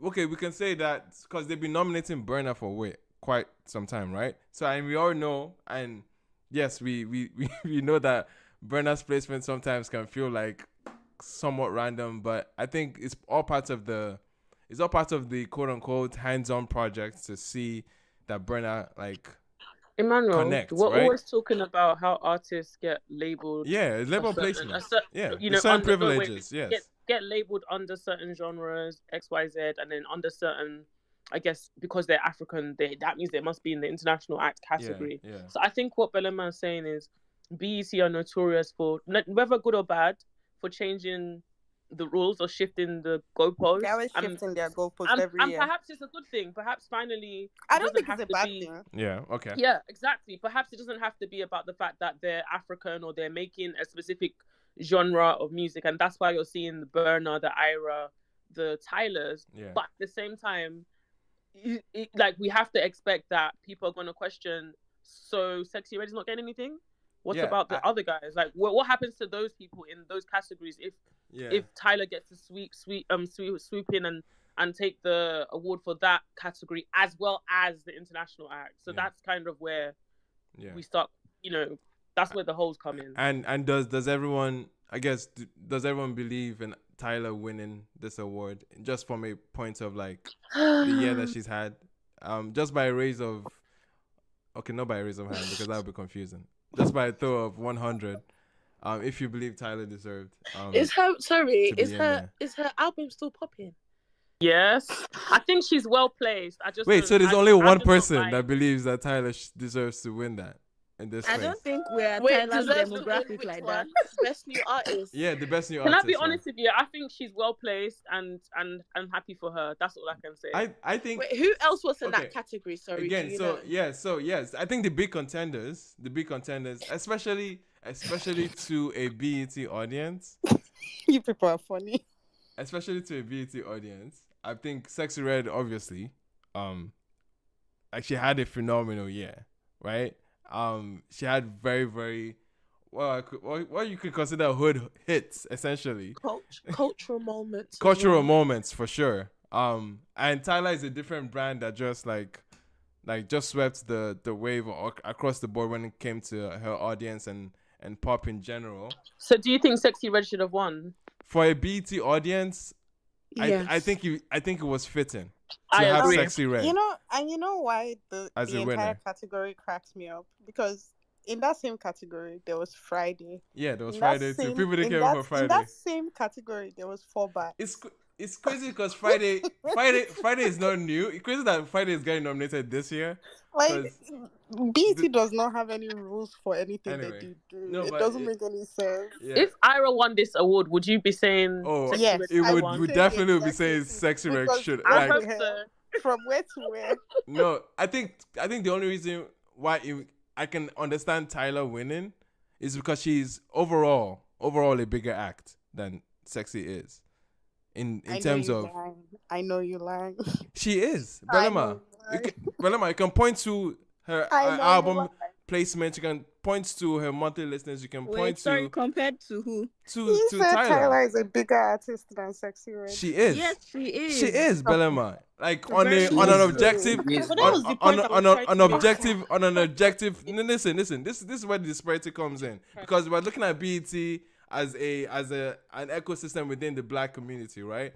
But I think Tyler in general, bro, is overall a bigger act. But would you say she's tailored for a Black community? Well, not quite. Her audience is much more broader than Sexy Red's audience is. We would agree, right? And obviously with that broad of an audience, the numbers are going to be a lot more favorable. It's not even fair comparing Sexy Red's numbers with Tyler. It's not even fair. Like, I see that it's not even a fair comparison. Even though, yes, Sexy Red has had a huge and phenomenal run, there's still an audience that Sexy Red would definitely not connect to. And we already know the obvious reasons why. Right? So I think, it's the conversation of, is BET going to really, really be about their audience? Or are they going to be like, oh, what's the world saying about Black artists in general? I think this win obviously is saying that they care more about just whatever is going on in the general public. In the general sense. Congrats to Tyler for sure. My thing is just BT has never been consistent about their rules. I didn't expect them to start today. You people complain about the Grammys all the time. Anyway, BT is worse than the Grammys. Anyway, I think Tyler winning international acts too. She was next to Cleo Soul. She was next to Aya Nakamura, next to Ira, next to Focalistic. I think she was next to Ray. I was surprised. Ray had a good year too. And anyway, I think it makes sense. Like, I think it's fitting that she won that one. Yeah, another thing that BT does is that BT can nominate somebody that was relevant maybe 2 years ago, or that is relevant in the moment. Like they, you know how like the Grammys will tell you this is your cutoff time for submission. BT does not have that. If you have a song that dropped like 2 weeks ago and BT was today and it's popping or one thing, they can add you to the nominations list. That's how bad they are. So that was my only thing, is that the rules that you have set are not matching what you are doing. So while Tyler is a great artist and she deserves to win everything, it is not matching what you have told your audience. Right. And that is the problem. Right. Other categories where we had some Nigerian, some African presence. Burna, of course. Tems won Best Inspirational. She did? Best Gospel. Which was kind of crazy because it was Love Me Dead. The category was... I thought she won for Me and You. Yes, the category was Best Is Gospel. That a gospel song? I am so happy because Naya, do you remember the conversation we had last year? We had this conversation. Do you remember when it dropped and people were shouting at me when I said that's a gospel song? The category is called Gospel/Inspirational. Gospel/Inspirational. This is why you people do not used to listen. They say Best Gospel/Inspirational. Yeah. They say Me and You is an inspirational. So what is inspirational about Me and You? Well, it means that it's about God. It's a song she's talking. It's a song about her God. description of the song has been that she's speaking to God, right? It's a conversation with God. Oh, sorry, I confused it with when Tiwa Savage said somebody. No, that's different. But I mean, she was up against some big guns. She was up against Kirk Franklin. Some big guns in that gospel category. So I think that should be Franklin, CC Winans. Yeah, CC Winans, like Chandler Moore. This is still throwing me off because what do you mean Tems won an award over CC I know. That's crazy. I know. I swear. But this is the same type beat when Kanye won Best Gospel for what was that song again? Jesus Walks. It's the same type beat. Yep. It's the same, like, we're gonna pick the one like quote unquote mainstream act in this gospel category, and obviously this mainstream act is gonna sweep everyone in the gospel category. Yeah, the gospel scene will be feeling hella. Yeah, they will definitely film. Like, gospel scene, it should be they should be filming right now. But anyway, it's a big win, man. It's a big win. But Me and You is a beautiful song. It is a beautiful song. It is a beautiful song. You know what I mean? Just frolicking in the beach. You just love it.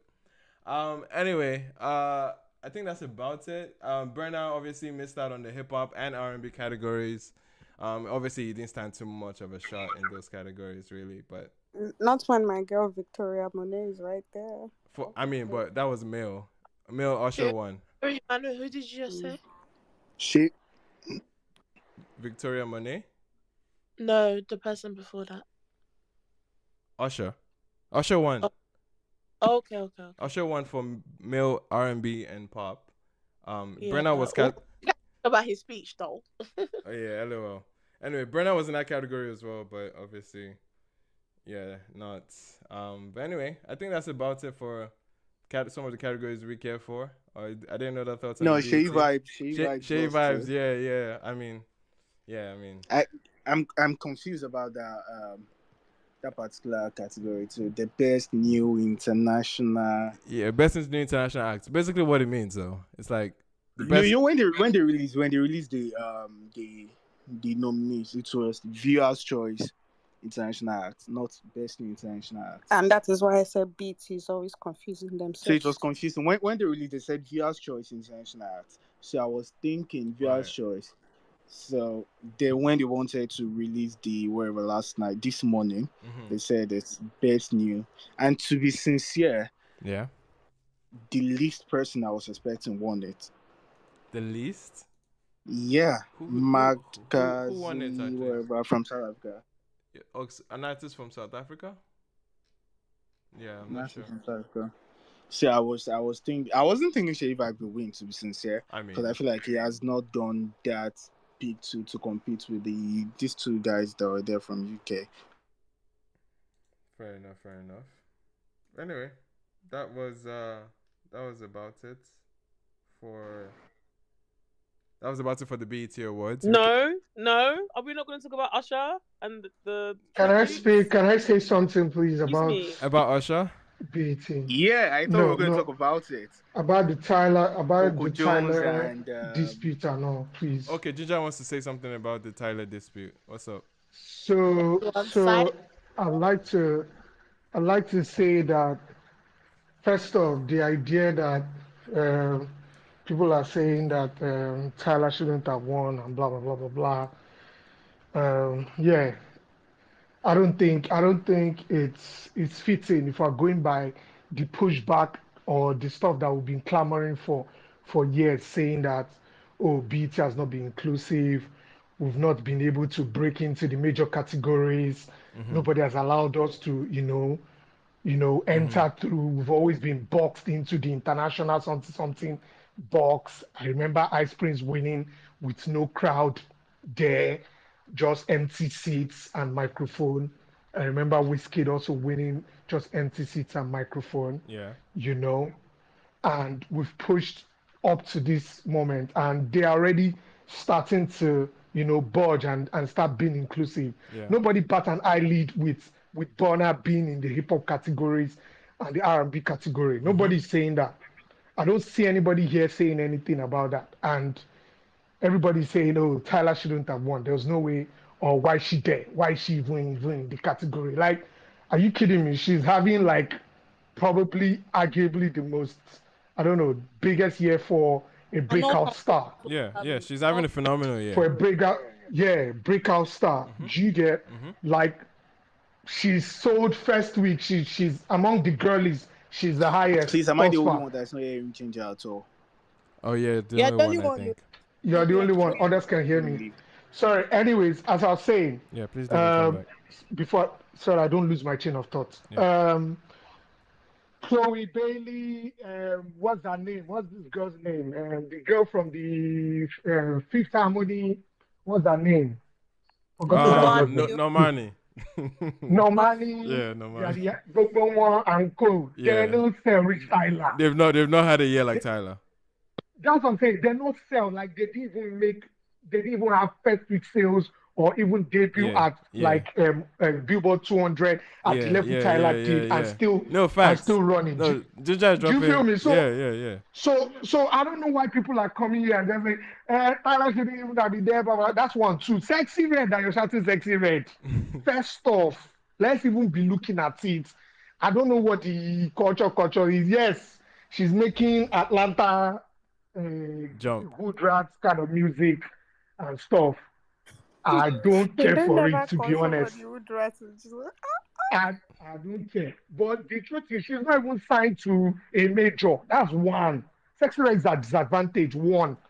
She's with one Gamma or something, one media company or something. But Gamma is not a small player though. Bro, I'm not saying it's small now, but not be major, bro. Still, you know, say major know how to push.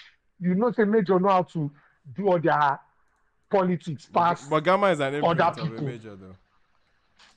I don't think so. Anyways, go check it out. I don't think that it's under Universal. It's under Universal. Yeah, it's under Universal. Yeah. Well, I think so. I have to verify, but I think it is. I don't know. I'm not sure. I don't think so. From my own findings, I don't think. I think they're on their own, the way like Empire's on their own or something. I think so. Anyways, remove that one. Let's even take away that one. Sexy Red. Oh, you're right. You're right. It's on its own. Yeah, hey.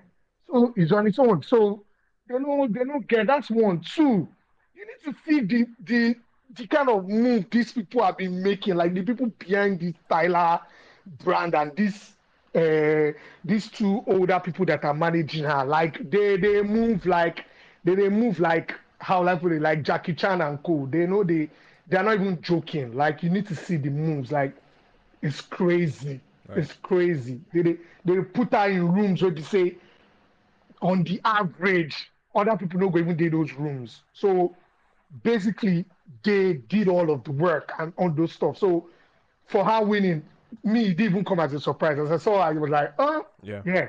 It's the same thing that happened at the Grammys. I was like, I wasn't shocked because these people are already making like stupendous moves. Plus, you know, and all of those stuff. And the results too are there. Like the wins like, are there for Tyler. So the results are there. So it's not like she's also fluking it, or maybe she has like, let's say 5K sales and she's, you know, and she's winning stuff. No, she's there. Like I think everything is popping off. Ginger, for real. The undertones of the pushback against Tyler, you already know. Like as Black people, we find creative ways to be even more divisive exactly within ourselves. So this is the undertones of that pushback is saying Deborah Lee said this thing. If you go and watch Deborah Lee's tape, I think she used to be the president of BET. I don't know if she's still the president. Before she was.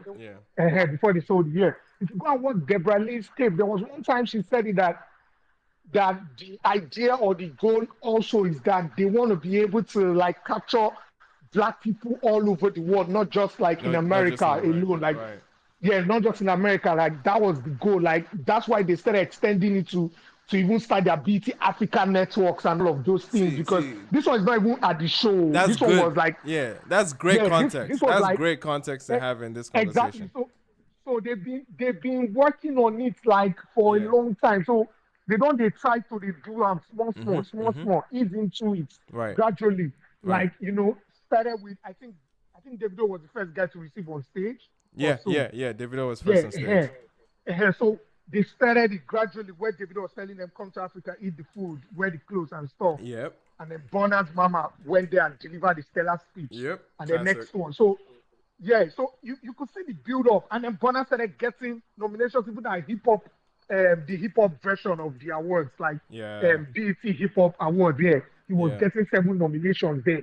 This one too is getting in major categories. And you're seeing the workings, but nobody's batting an eyelid. Nobody's saying, why is Burna there? Why is Burna there? Why is Burna there? No, but those conversations, Ginger, let's put things into context. They were those conversations.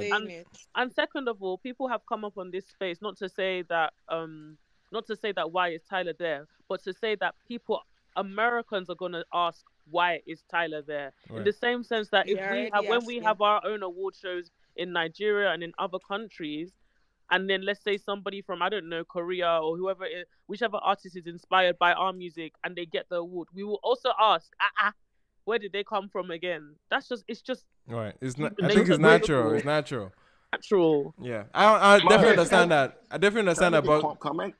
But I think Ginger's submission and context to it helps like helps us have at least a better inkling or at least better understanding as to where BET is trying to go to and where we're coming from, especially speaking from an African perspective. We have been clamoring for a lot of these wins or sort of representations as well. So it all makes sense. It's all fitting. So let me just wrap things up. Let me just wrap things up real quick. I just want to say to people here, it's happening, and maybe Tyler is the what's it called? Is the Kinecon for it? I'll be very cool for it.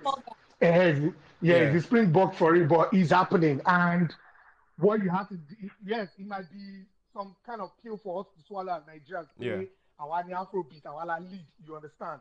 But it's happening, and an African person. Yeah, that was different. So exactly, yes. But an African person is already, going to those things. So please, everybody should be expectant. Tyler will be in the best new artist category at the Grammys. Don't be shocked.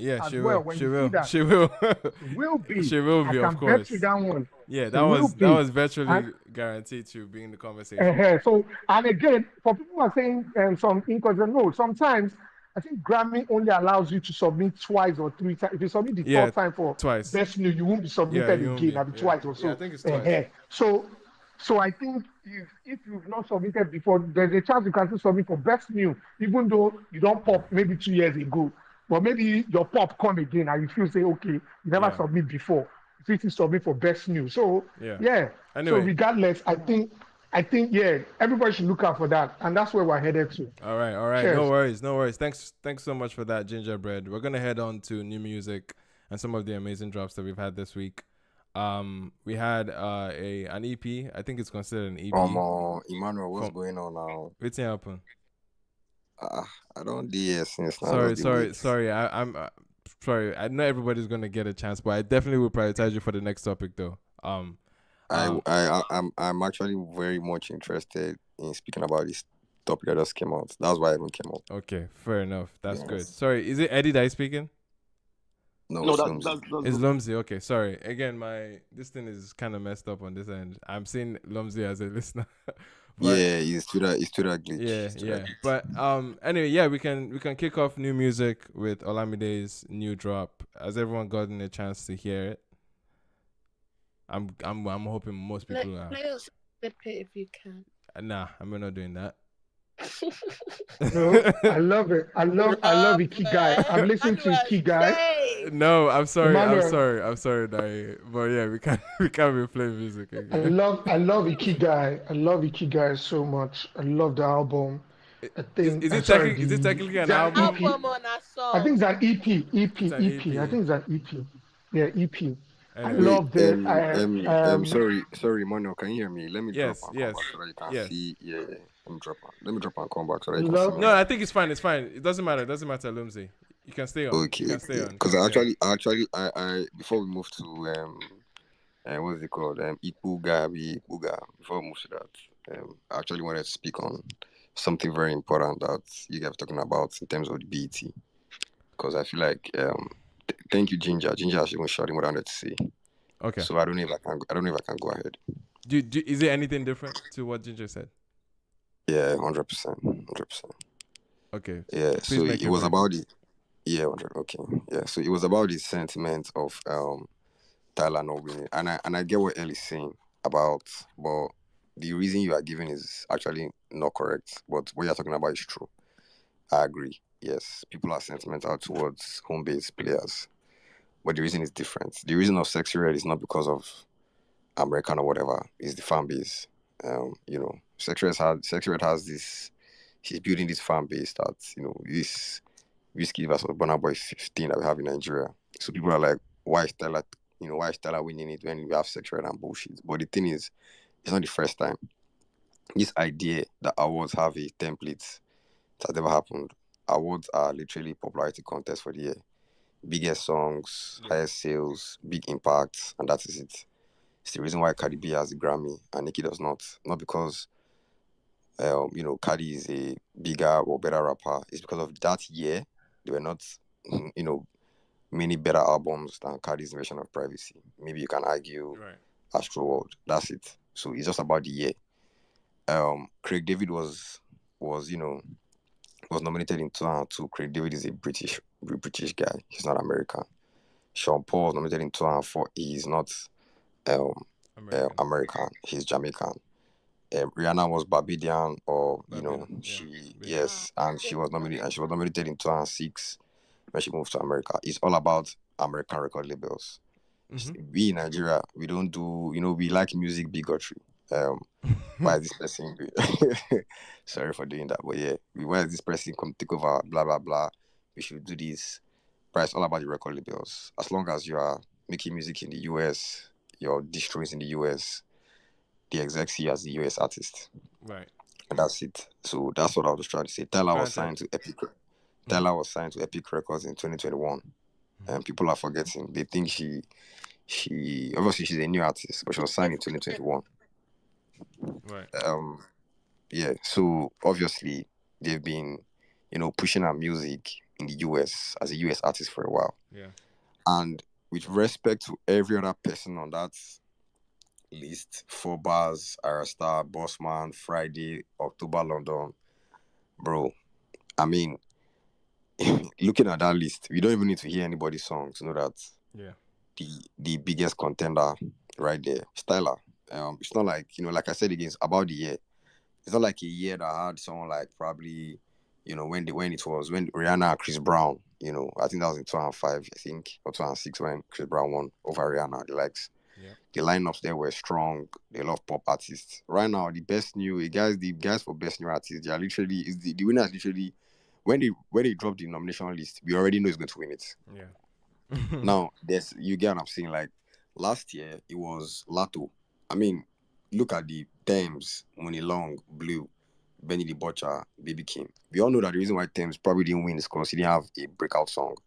Essence was literally Essence and Wait for You. Where those are now songs. You get what I'm trying to say. So obviously, but this year, I mean, like, I know you're not trying to say it, Emmanuel, but we all know why there's a demographic that will never listen to Sexy Red. Yeah. All right. But Exactly. Lumsy, quick comment. Comment. Just remember there was one year Sam Smith won the Best New Artist award in the BET. It was a big uproar for that award that he won. I don't know if you guys remember. 2015, yes. Yeah, so it's the BET. And that is why I said that is why I brought up the Childish Gambino comment. It was controversial. That's why I referenced that. But Emmanuel, Belema, there will always be outliers. And the truth of the matter is that you are correct. And it's because black people see BET as their award. Yeah. Right? But the truth of the matter is, 2015 was, I promise you, there was, the lineup was Dej Loaf, Fetty Wap, Bobby Shmurda, Rema, Tinashe. Okay, but the point is that somehow we ended up with Sam Smith. No, it wasn't somehow. No, Belema, I promise you, in the name of anything you believe in, Sam Smith swallowed everybody that year. No. And I think Swilly had bangers. Swilly had bangers that year. And the only reason, the problem is that you guys are not. The fact that Sam Smith was nominated. I'm not talking about that's and I think Lumsy, I need you people to understand. Okay, guys, we're only going to be brief on this Lumsy take, man. I need you guys to understand this. The problem, I can hear you, Belema. Lumsy, hold on. The problem is this: the question was not who. I was not arguing who had the better year. Tyler had a fabulous year. That year in specific, Sam Smith had the absolute best year. That was not what I was saying. My question was a culture. It's a culture statement, right? It's no longer a conversation of who had the better year. The question was, the people are asking on the streets. They are actually talking about the fact that why were these people nominated in the first place? That is the conversation. All right. We're gonna spiral, guys. We're gonna spiral. Yeah. I'm trying my very best to make sure we're staying on topic and within the time that we planned for these, so that we can actually get to all the other topics. I appreciate Lumsy's addition to this. It's fine. But we have to move on to new music. Okay, there's new music to talk about. Let's move on to IQ Ogbonna. IQ Ogbonna is the next thing. Eh? Sorry. I call Olamide's album IQ Ogbonna. Don't worry, that's just it. Talking about it Why? Wait, where did that come from? Help me connect those dots, I beg. He can't say Ikigai. He can't say Ikigai, so he's saying IQ Ogbonna. That's it. Anyway, Ikigai. But yes, let's get to Olamide dropping another project. out of nowhere, to be honest, and it's a pleasant surprise that he dropped so quickly. The record is fantastic. I enjoyed it. Definitely some fun records here. Metaverse has been on rotation. Well, what's everyone's general? I guess Looms, you can help us kick off with this one. Okay, so I have a hot take though. Yeah, let's hear it. Yeah, well, please, nobody should come for me. I'm just, I'm just a man. Yep. So the truth, so the truth of the matter is, Ikigai is a very good album, but I'll say this and I'll say this one more time. He released this album at the right time. So I think, and I'm sure Ginger will agree with me about rollout. Not just the PR and everything, also the right timing. Okay. So in June, okay, let's say in May, June, April, May, June of 2024, Olamide has been in everybody's good books. The Nigerian music scene now is all about agenda, except the song blows up and then your agenda cannot stop it anymore. Or the album blows up and then you cannot stop it anymore. You get what I'm saying? Case in point, made in Lagos, right? And probably timeless. So this album was like, I don't want to use the word pity. No, that would be. Oh, I see what you mean, like goodwill. But it's like nobody was, even if Olamide didn't release an album as good as this, nobody would slander it. Because, and I'll say it again, Unruly was not a bad album. In fact, Unruly was a very good album. I mean, by Olamide's standards rapper, I'm not saying, when I say very good, I'm not saying it is a classic or whatever. Because, we are very extreme in this part of the world. Yeah. But then, it was just like, it was, if you don't listen to the album, you think it was, as in just manure and cow dung that Olamide dropped Unruly. Meanwhile, there was actually some nice jams in it. Yeah. So the same thing for Kiss Daniel as well. So this Ikigai was actually very cool. Quality wise, it was there. So, but it wasn't 10 over 10. It wasn't 8 over 10. It wasn't even 7 over 10. Oh, what did you put it? I'll put it 6 over 10. Damn, I give it a 7. Or 6.5. No, because my high, now, Emmanuel said in your speed before that, if I give any album 8 over 10, it's literally some other people's 10 over 10. You understand what I'm saying? Yeah, exactly. Right. Because my 8 over 10 is like, the album is one of the best. Gotcha. Timeless 2023, 8 over 10. I told them 7 over 10 or 6.5 over 10. But this album maybe 6 over 10, 6.5 over 10. Because is what we are also comparing it with where we are coming from. Yeah. There's another sentiment again. If Olamide dropped maybe a Twice as Tall or African Giant and dropped Ikigai, we'll probably be slandering Ikigai right now. Okay, so like I said, right timing. He was on FC's good books. He was on 30 BG's good books. He went for Chama's wedding. So dropped the album. Nobody will fight. I'm sure. I'm sure Nayi will be happy. At least he went to perform in her Idolo's wedding. So yeah, she will listen to it. Burna Boy fans will be happy. Don't forget Victoni gave him special thanks.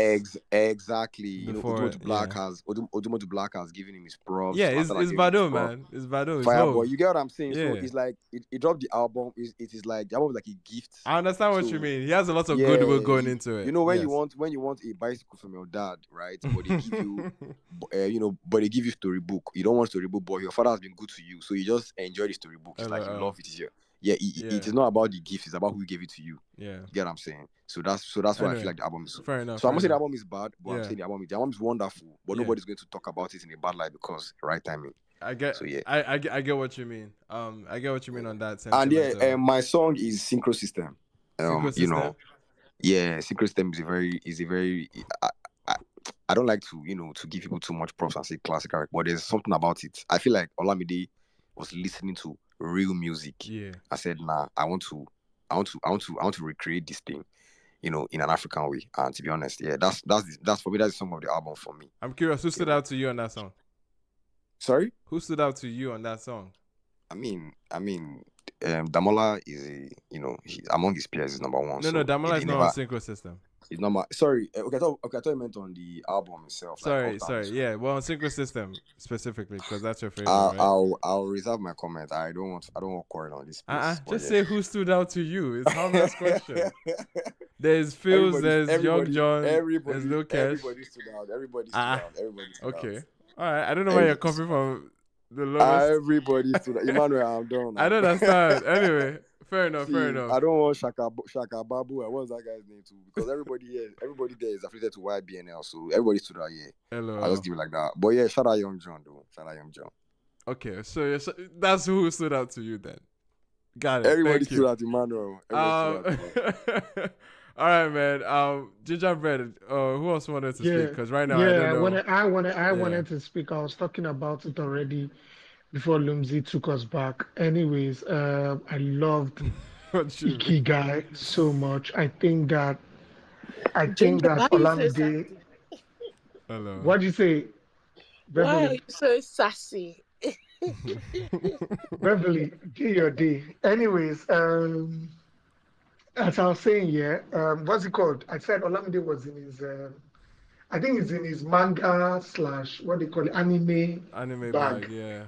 Yeah, creating this. I think some people didn't get it. So, Kigai, Bankai, if you want Bleach and stuff. So, just for context, Ikigai means a reason to live. Yeah. In Japanese. Anyways, and I think he kind of like still made inferences here and there in some of the songs on the EP. First off, Metaverse was a good opener. I loved it. Very strong opening. Loved it so much. Uptown Disco took it a top notch. I think Fireboy was riding. I think it's the first time in a while that Fireboy is riding a beat this hard. Like, bro. You literally tell him to leave that he was riding. He was going off. He literally was. Can you hear me? Yeah, I can hear you. Yeah, we can hear you, but a lot of the cap. Yeah, it was. Lumsey, please off your mic. I didn't open my mic while you were speaking. Anyways, as I was saying, stop throwing me off. What's it called? Fireboy's showing on this track was superb. I think he had the best showing on this one. On the entire project? I think no, not the entire project. I said on this track, on Uptown Disco. I think he had the best showing. Asake was more of a sleeper than anything else. I also love the track Knockout. Knockout stood out for me. Sabri, I don't know who Sabri is per se, but her vocals was dope. She's a Dutch singer. Love her vocals. Oh, she's a Dutch singer. Oh, okay. I really love that. That's another thing you have to give Bado credence and kudos to. For every project he's been making, I think since that album that has Infinity, he's always been shining light on like new very random new acts. Yeah, but Ginger, just some little info. She's in Empire as well, so like Oh yeah, so that helps with context. So that gives the better this thing. I didn't know of her, so yeah, I think this one gives me. I'll probably go and search her and listen to her project as well. I love her vocals like very, very well on this one, on Knockouts. Hello Abibi was teased very well. I love it too. It's something that you can play while driving and chilling in the car. I love it. You don't see it in the club? No. I said while driving. I'm saying you don't see it in the club as well? I have. No, I didn't go to the club this weekend, so I don't I'm know. just saying contextually, like, can you see the song being played in a? Oh, okay. I think think so. Why not? Yeah. Okay. It's a long day, but I think Metaverse would pop in the club. Yeah. Than Speaking of Metaverse, did anyone else still scratching their head on the different pattern beat is Latin line? Or is it just me that is still... Were you attributing it to Shay vibes? Different pattern beat is Latin. Yeah, no, I'm thinking like the different pattern beat. I feel like the only reason like we're really questioning it is because we've like kind of accepted that different pattern now is like a Shay vibes thing. If you this thing, But initially, I wasn't even trying to draw parallels to Zlatan the artist. I was wondering if it was a football reference. I don't watch football like that. Sometimes I mean, I didn't even go to Zlatan the artist at all. I just accepted that it's Ibrahimovic. I kept. Well, it could actually be different patterns like the Zlatan the footballer too. You never can tell because it's always changing teams. exactly, and Nah, changing. that sounds reaching. But the next line makes sense for Zlatan because it said big body or something. Oh yeah. Okay, Yeah. then maybe that Double works. entendre, Then double No, entendre, then double. it was just a transition bar basically to see to the next one maybe. yeah, Yeah. Murawara is Can we admit is a that very even for Yoruba speakers, that word is a tongue twister? Can we agree? yeah It's a tongue twister. yeah it is. Niggas on live stream were killing me for like having this the slightest struggle with. Because I mean we grew up with this song, right? Like Polake Dairo Yeah, classic. it's like Polite Yeah, there, Baba yeah, Murawara but having to anyway. say it like Yeah. that in that sentence is And wild, bro. Anyway, I yeah, think that that record. that one definitely gave me all the nostalgia and stuff. Bro, I I loved it. I love loved it. what Brad, I loved it so what Don't Olamide much. worry. did with that song. Yeah, I love what he did with that And song with the choir too at the think end. Oof. yeah, and Synchro System. I think Synchro System was a beautiful, beautiful way to sign up for Olamide. Yeah, His rapping skills on this was he just brought it. He was like, nah, I gotta show you guys that I still got it. yeah, Like yeah, I can give you guys, I could go pound for pound, pound for pound. None of you can touch me, you know. Like he was going hard on Synchro System with the raps and all. Like I really loved it. I loved it on Synchro. It was a beautiful way to close out yeah, the EP. I think for me, I think it's a very, very, very palatable and very pleasurable listening for me. yeah. I loved it. I didn't skip any track. Right. And I'll definitely give this, to me, I'll give it an 8 for real. Okay, okay. I'll give it an 8. Yeah, solid 8. I loved it. Right. And you know, Bado, as usual, he doesn't play short. So I think he delivered the production on this too as well. Yeah. I forgot to mention the Shemzy. production. Yeah, Semzi, the production. Very, very stellar. Yeah.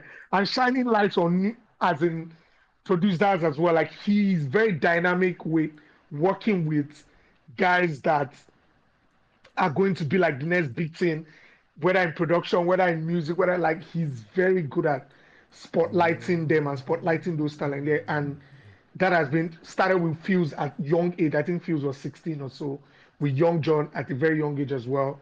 With what's his boy's name? The one that landed on that SARS. What's his name? P P Prime. Prime. With Yeah. P Prime. Do you know what's Yeah, crazy? Prime. Do you know what's crazy? I was hearing some P Prime elements or like impressions on some songs, especially Machiavelli. Especially Machiavelli. I don't know. I think maybe he would have taken part in Yeah. maybe yeah. No, but I guess, but it was Senzi though. Yeah, It was yeah, Senzi. exactly. Machiavelli was Senzi. Come to find out that they're practically best friends. These Yeah, two. I heard that they all. Yeah. I think they were all part of They SARS were all Academy. part of or something, I SARS don't know. Academy. Yeah. Yeah. So Yeah. Almost so that SARS even makes influence, sense. man. SARS influence they spread as time is coming. No, the guy really. SARS didn't just. I love the fact that some of the guys who were of that era Yeah. are really influencing this era Yep, with yep. all of the things they've done. Yeah, and they didn't just sit back and sleep back, Bro. and hope that something.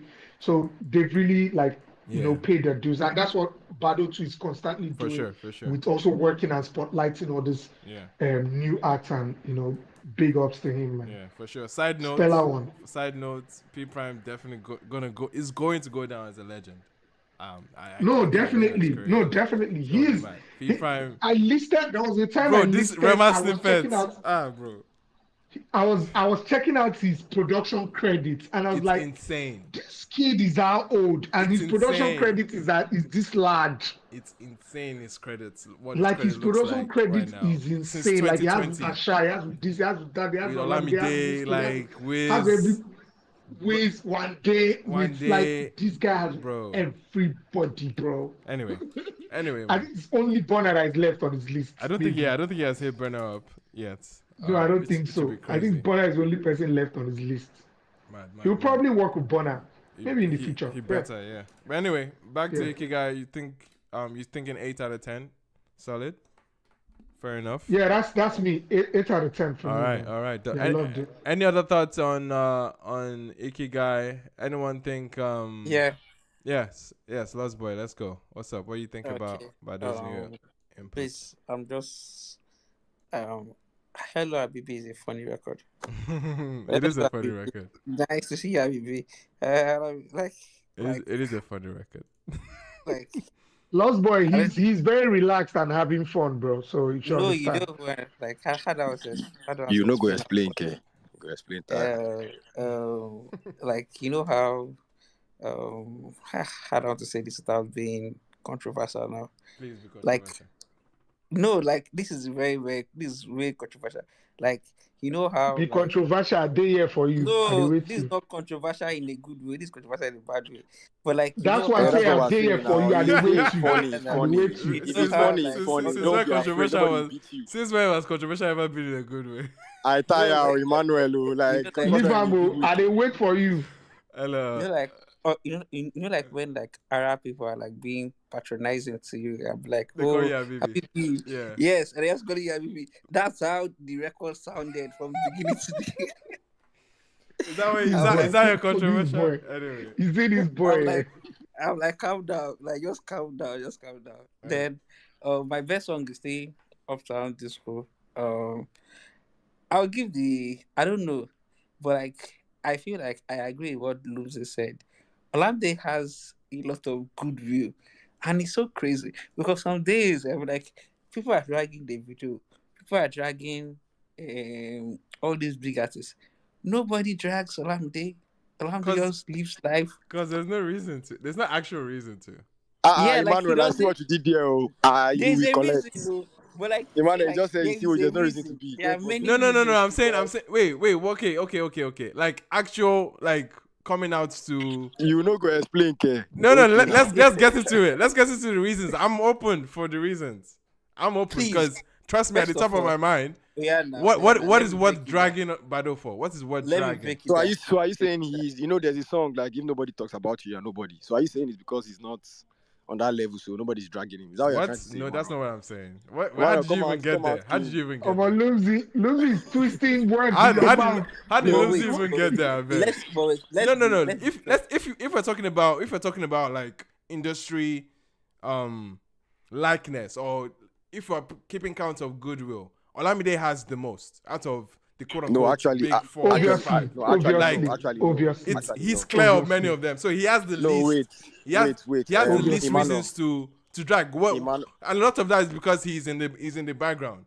He's not as front facing as the rest are in a lot of ways, right? But Emmanuel, you are correct, Sha. But the thing is that you know that this thing you are saying, you're not 100% being honest. No. The reason is help me because you're saying it's not. You're saying it's not honest as if I'm hiding something. Please tell me what I'm hiding. What am I hiding? You see, when you asked that question, you said it because there's nothing to be dragged for.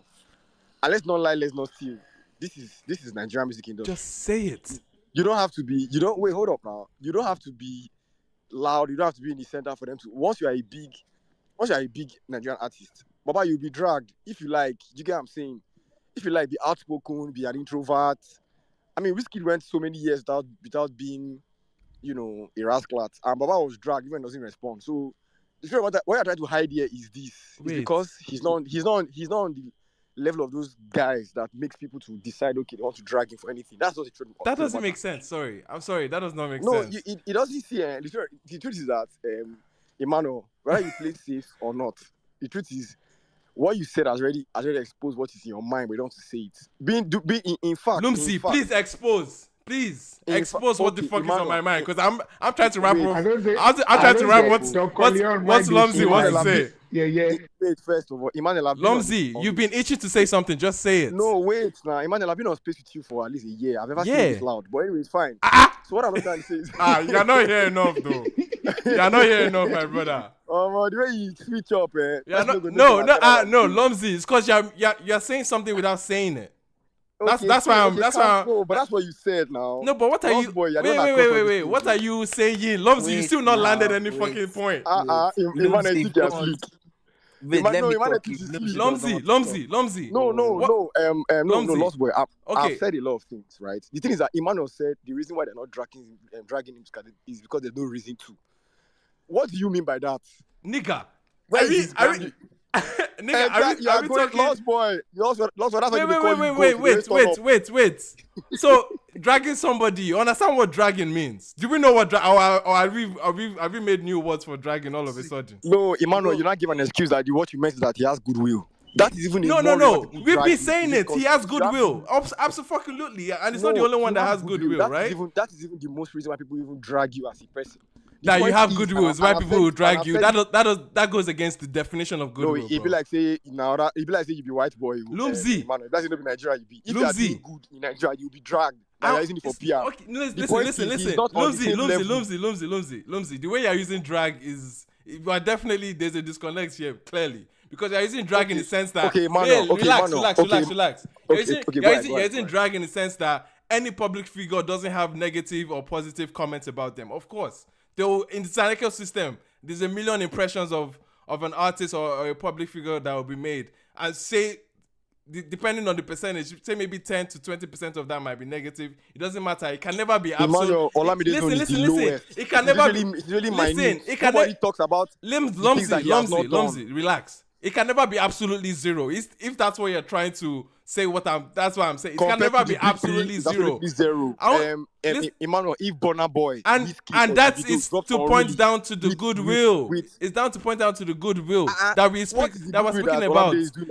That these guys don't do. Is it turning up for young artists? Wizkid has done that. Davido has actually signed. But you know all these other people have controversies around them, right? I don't understand. Wizkid, Davido. We're talking about the big guys. What the fuck are you? Olamide has controversy in the beginning now. I'm saying right now.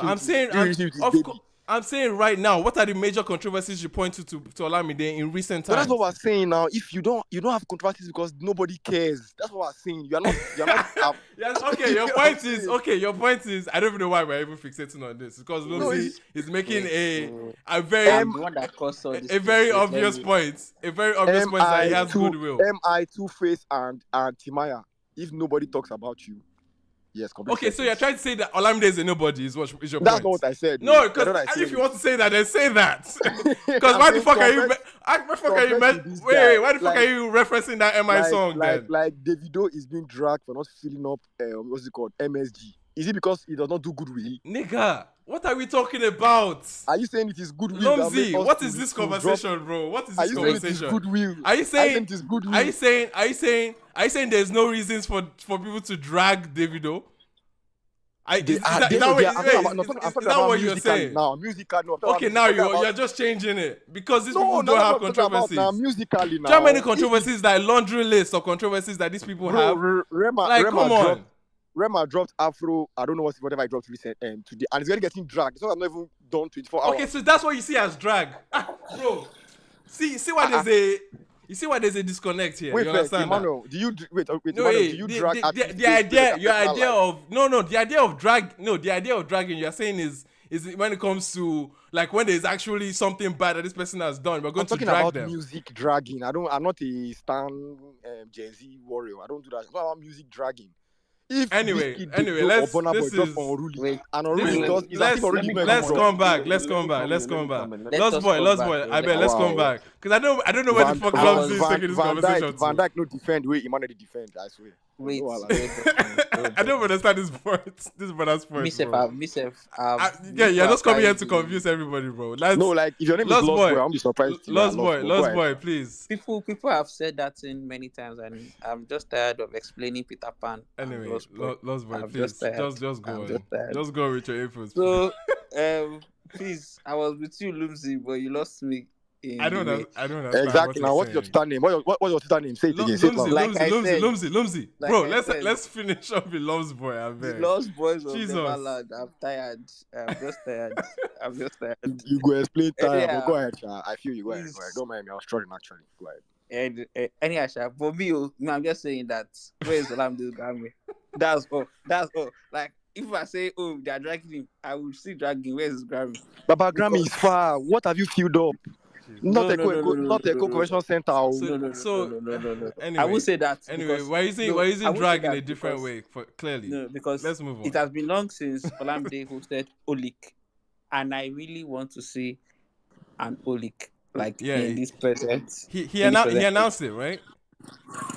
Did he announce it? I would pay to Or, see or, an or was Odik that right now. just I I don't don't know. know. I didn't say that, I but I thought would he pay to announced see it. an Odik. Like in this is era of I'm a legend era. Yeah, he I said would there'll pay. be one. He Yes. said there'll be one this year in Thank December. you. Thank you. During the Q&A, he said there'll be one in December. Right. Inshallah, we'll be there. Inshallah, we'll be Anyway. there. Make it shine no do for inside 1004. Make it for a big place. So. Okay, Loms, bro. This is I just want to say my last point is, please, I did not understand what Gingerbread was saying. Olamide is in his anime era. I honestly do that. Olamide just wake up and names albums however he likes. UI Scotty, really? Cafe Cap DM, say na Cafe. I don't he just wakes up and like it's I don't Cafe understand. DM. Is like I get the I'm lost. Sorry, no, like you know that the album names like have literal like meaning. Like I'm not doubting like the literature or the poetic part of the album names. What just makes me laugh is I enter the body of work, and I think Carpe Diem is even the one that at least like try to like, you get what I mean, like try to like follow the what the album quote unquote is supposed to talk about. Do you understand? Yeah. What was UI Scotty saying? I'm the biggest star. Biggest star, yeah. What is Ikigai saying? You skipped Unruly, but anyway. Yeah, but like I skipped Unruly because what is Unruly saying? That's like I don't want to ask that question because anybody. Olamide is not the only victim to this, though. No, I get that Olamide is not the victim, but like he has been like the prominent. Yeah. Do you understand? Yeah, like he has been like the prominent like Ikigai. Then I enter Ikigai and I'm hearing like I just like it just feels like how do I put it? He just feels like after making like a body of work, they have like what can we do with this? Then he was smoking Igbo one day and he saw Ikigai or something like that. then everybody had like you've not listened to the project, or you've not listened to the project. Though, I said that listen, I told you that if you listen to the project, you hear inferences and references to a lot of anime stuffs and anime words. Yeah, just listen very carefully. That's one. Give us two, wait. Let me just tell you something. It's not everybody that titles an album that the album has to be the title. Hope you know that. I can give you so many examples. It's not a concept project. Bottom line, it's not a concept project. But it's still a collection. It's still a collection of. I never said it was a concept project. Yeah. I'm saying that he's just a prominent victim of like. You people don't get what I'm saying. No. At the end of the day, he's a commercial artist. Every commercial artist does this. But like he named. But he delivered with Carpe Diem now. So what are you saying? Yeah, but give Carpe Diem a good time, a better time, like bro. Yeah. You know what I mean? No, like, I did not attack Carpe Diem. I said he's just a prominent like victim of like bringing out like obscure names to albums. Right. In terms of like the Afrobeats, like bringing out obscure names to the album. Okay. And everybody's like, I feel like it's a marketing tool. I won't lie, but like at the end of the day, to me, because I consider myself like, apart from the fact that I love music, I consider myself a project listener. I would like since the beginning of my musical journey, I have consumed like projects from coast to coast.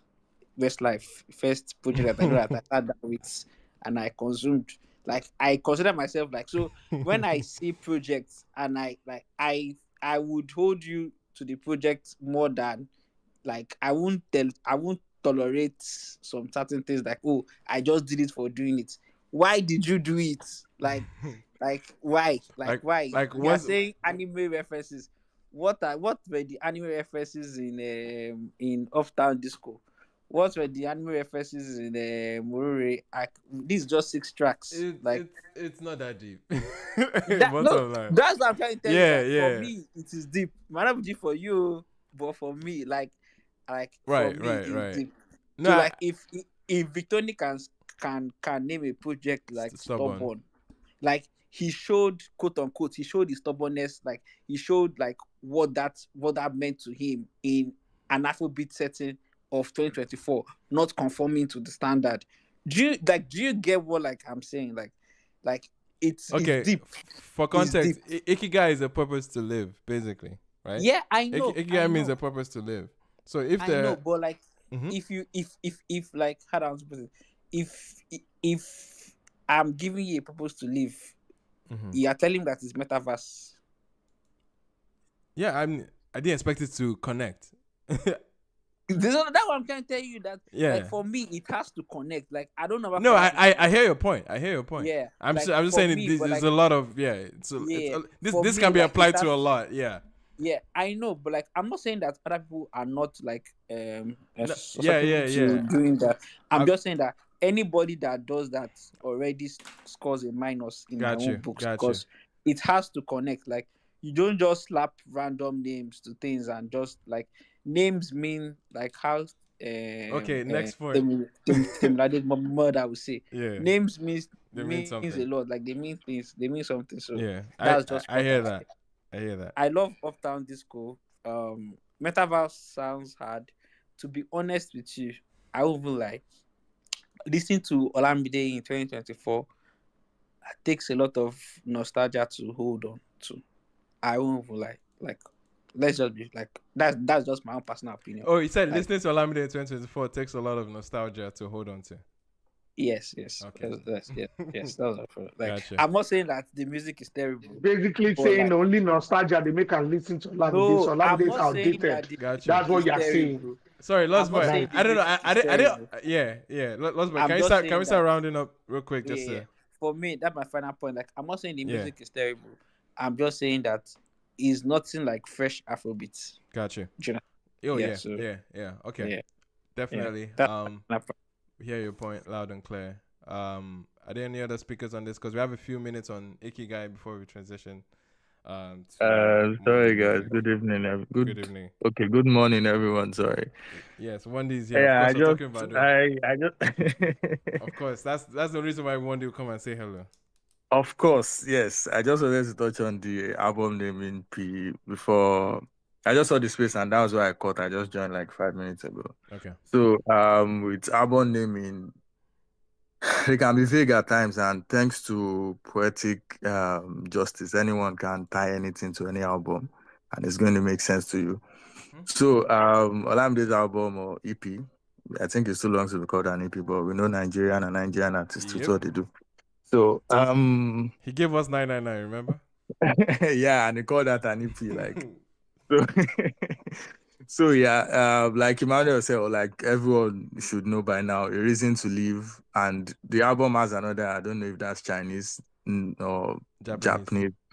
Yeah, so which is Living Ghost, and this is someone who had announced that Unruly was going to be his last album, which is like the title of the album is the silliest album name of all time to me. With Olamide, is like I don't know why I titled the album Unruly. It made no sense to me, considering the previous names of his albums, and with A Reason to Live / Living Ghost, it made total sense to me. It's not saying Metaverse, Uptown Disco are reasons for you to live in your life. To him, coming back to music to drop a project, this is how I'm interpreting it, and which is why I said poetic justice. Like you said, with Victoria and Stubborn, to me, Stubborn makes no sense as a title, even though I get what you said by he's so stubborn, he's not conforming to Afrobeats in 2024, even though when he was explaining Stubborn in one of his tweets, he was saying something different. But again, poetic justice, you can always interpret things the way you want it. So to me, the way I interpreted the album title was music is his own reason to live, which is why I don't think he can take a break, especially in the next like couple of months or few years, because even when he's not making, or maybe even when he's not releasing music in his name, he's back there writing songs for Asake or writing songs for other people like that. So that is his own reason to leave. And Ghost Living, this is someone from the era of Carpe Diem who has drawn back from social media and public appearances. Even for a song of Carpe Diem, Loading, everyone is going to say put Bad Boy Teams on by putting him in the video. It's because Baba did not want to appear in music video. Or he just don't want to do things like that. So literally a ghost that is living. So to me, that is the interpretation, and there is always going to be an interpretation. It doesn't mean Synchro System or Machiavelli or any other song on the project is going to be your own reason to live. Right now, it's one of my own reasons to live, but I just wanted to touch on that. Thank you guys. Thank you very much for that, Wendy. Are there any other thoughts on this project before we get to more new music? Okay, I have Pixel. Did you listen to the album? Yeah, I did. I did. Just checking. Just checking. Manuel, please now, don't start this agenda. I beg. Just checking, Just please. Belima, good evening. Hello, everybody. Good evening. Hello. So, what I would say about the album, personally, to me, this is my own take on Olamide. I really feel like there's really nothing new Olamide can actually bring. Like, let's just say it's going to be more of a surprise for Olamide to drop something that actually wows me now at this point. And it's just a personal take, right? I don't think there's any song on that project that would have been like, oh, maybe Olamide would have done better or worse. Like, there was no expectation going into the album.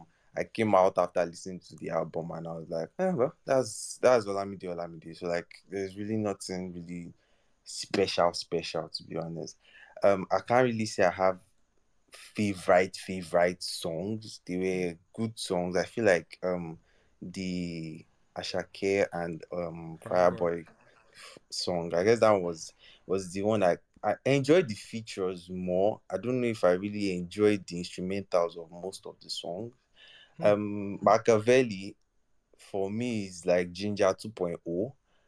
I love Ginger though, so it's not like a shade or anything, but I just feel like it's Ginger 2.0. I'm gonna make you Ginger, like that. Exactly. Ginger? Yeah, exactly. It just sounded like a spill off. I don't know if you tried listening to both of them. I can similar pace. I can see. Yeah. But so we're talking about Machiavelli, right? Yes. I was kind of seeing like a P Prime, like dark sense from Ravage type of like impression there. That was the song I was thinking, or maybe P Prime was probably like a quote unquote inspiration or influence on that kind of production. Well, yeah, you might not be wrong on that Ravage run because this new Rema snippet is giving the whole Ravage. Oh, P Prime, yes. P Prime is in that. Yeah, he's syncing with Rema right now. Yeah.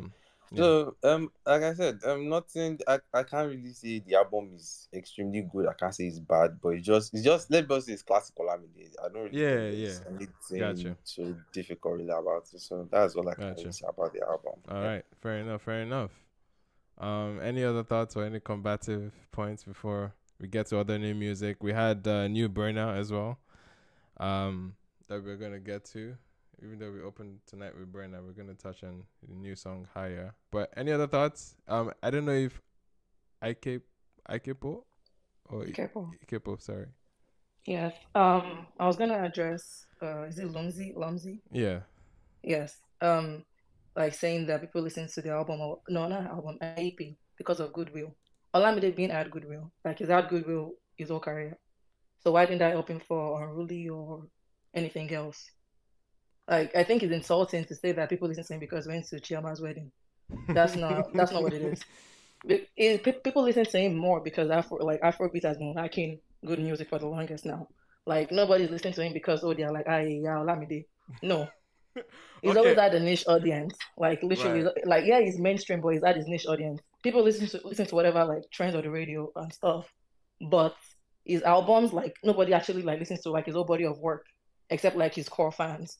So to say that is because somebody gave him a shout out. Like, who is Victoria compared to Olamide? No, Like, okay, let's be okay. Sorry, serious. can I pause there? To be honest, I didn't even interpret Lums's point as people are listening out of pity.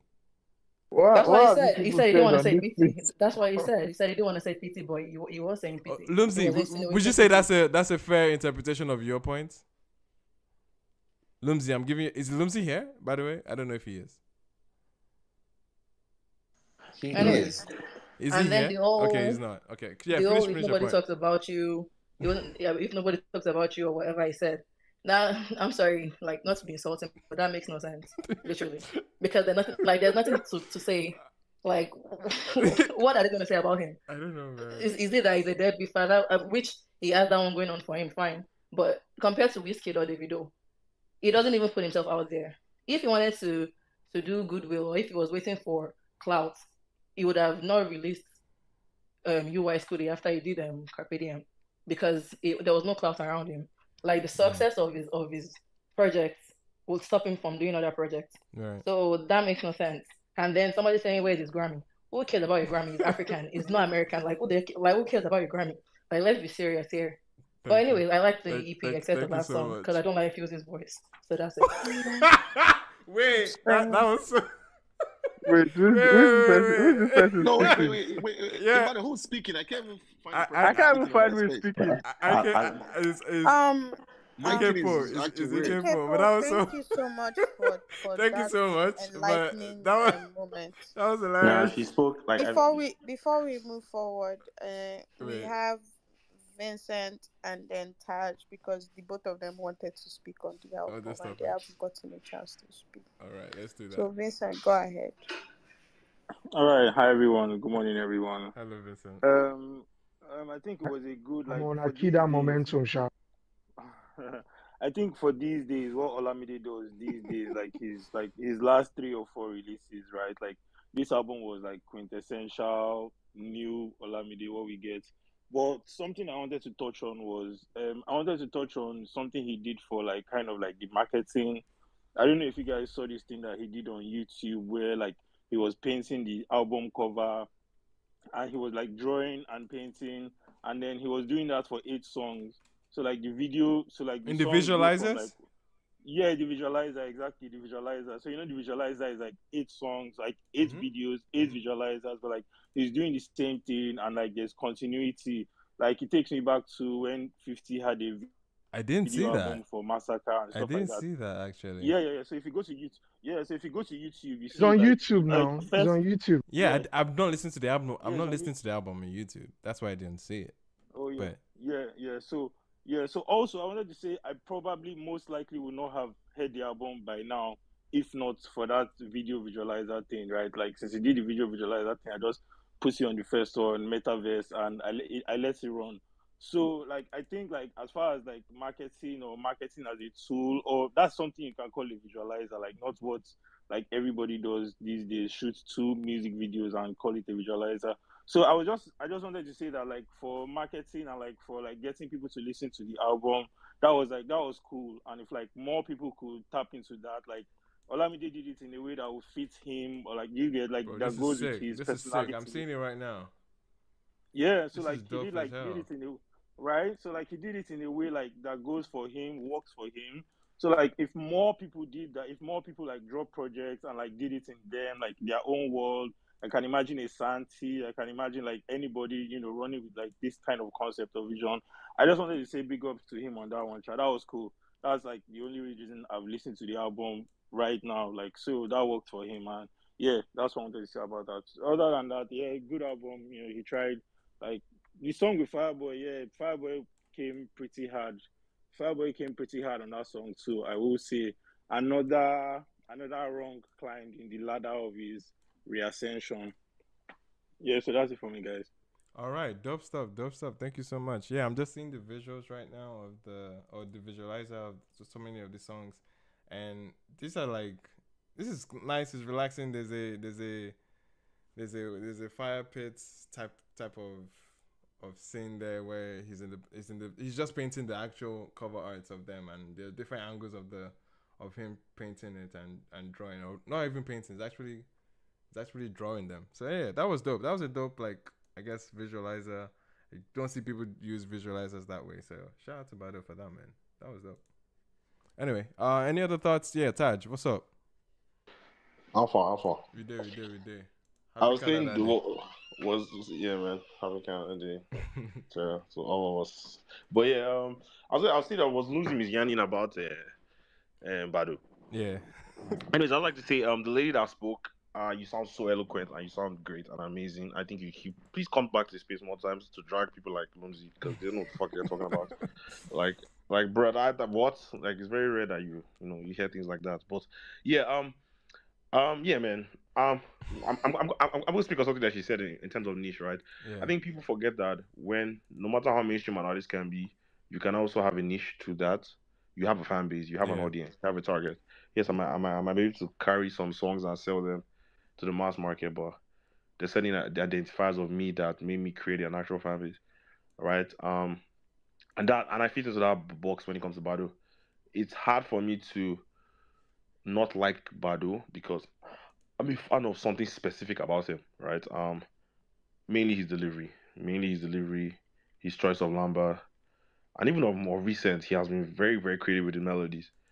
I'm a fan of those things, and I love that sheer aggressiveness. I love when, I just love the way he talks. So here in the project, I think absolutely for me, I don't think it's anything that's going to blow anybody out of the water, but it's not anything super innovative. I think it'd be crazy to ask that of Badu at this point of his career. Yeah, I think it would be crazy for you to look for him to do what Victoni is doing. Like he's in his right experimenting, but definitely still within what he knows better. And I think on this project, what I love most was just once again that delivery. When Bado is saying "homie type biti bra," what's the back or bar? Do you get like those bars, like those type of rhyme schemes, like the sheer aggression, the way he lands his line, his last line or his last words, like just creative ways. Yeah, like that's my Badu, man. That rough Badu, right? That's what I fuck with personally. Yeah. All the guys. So I liked Metaverse. I like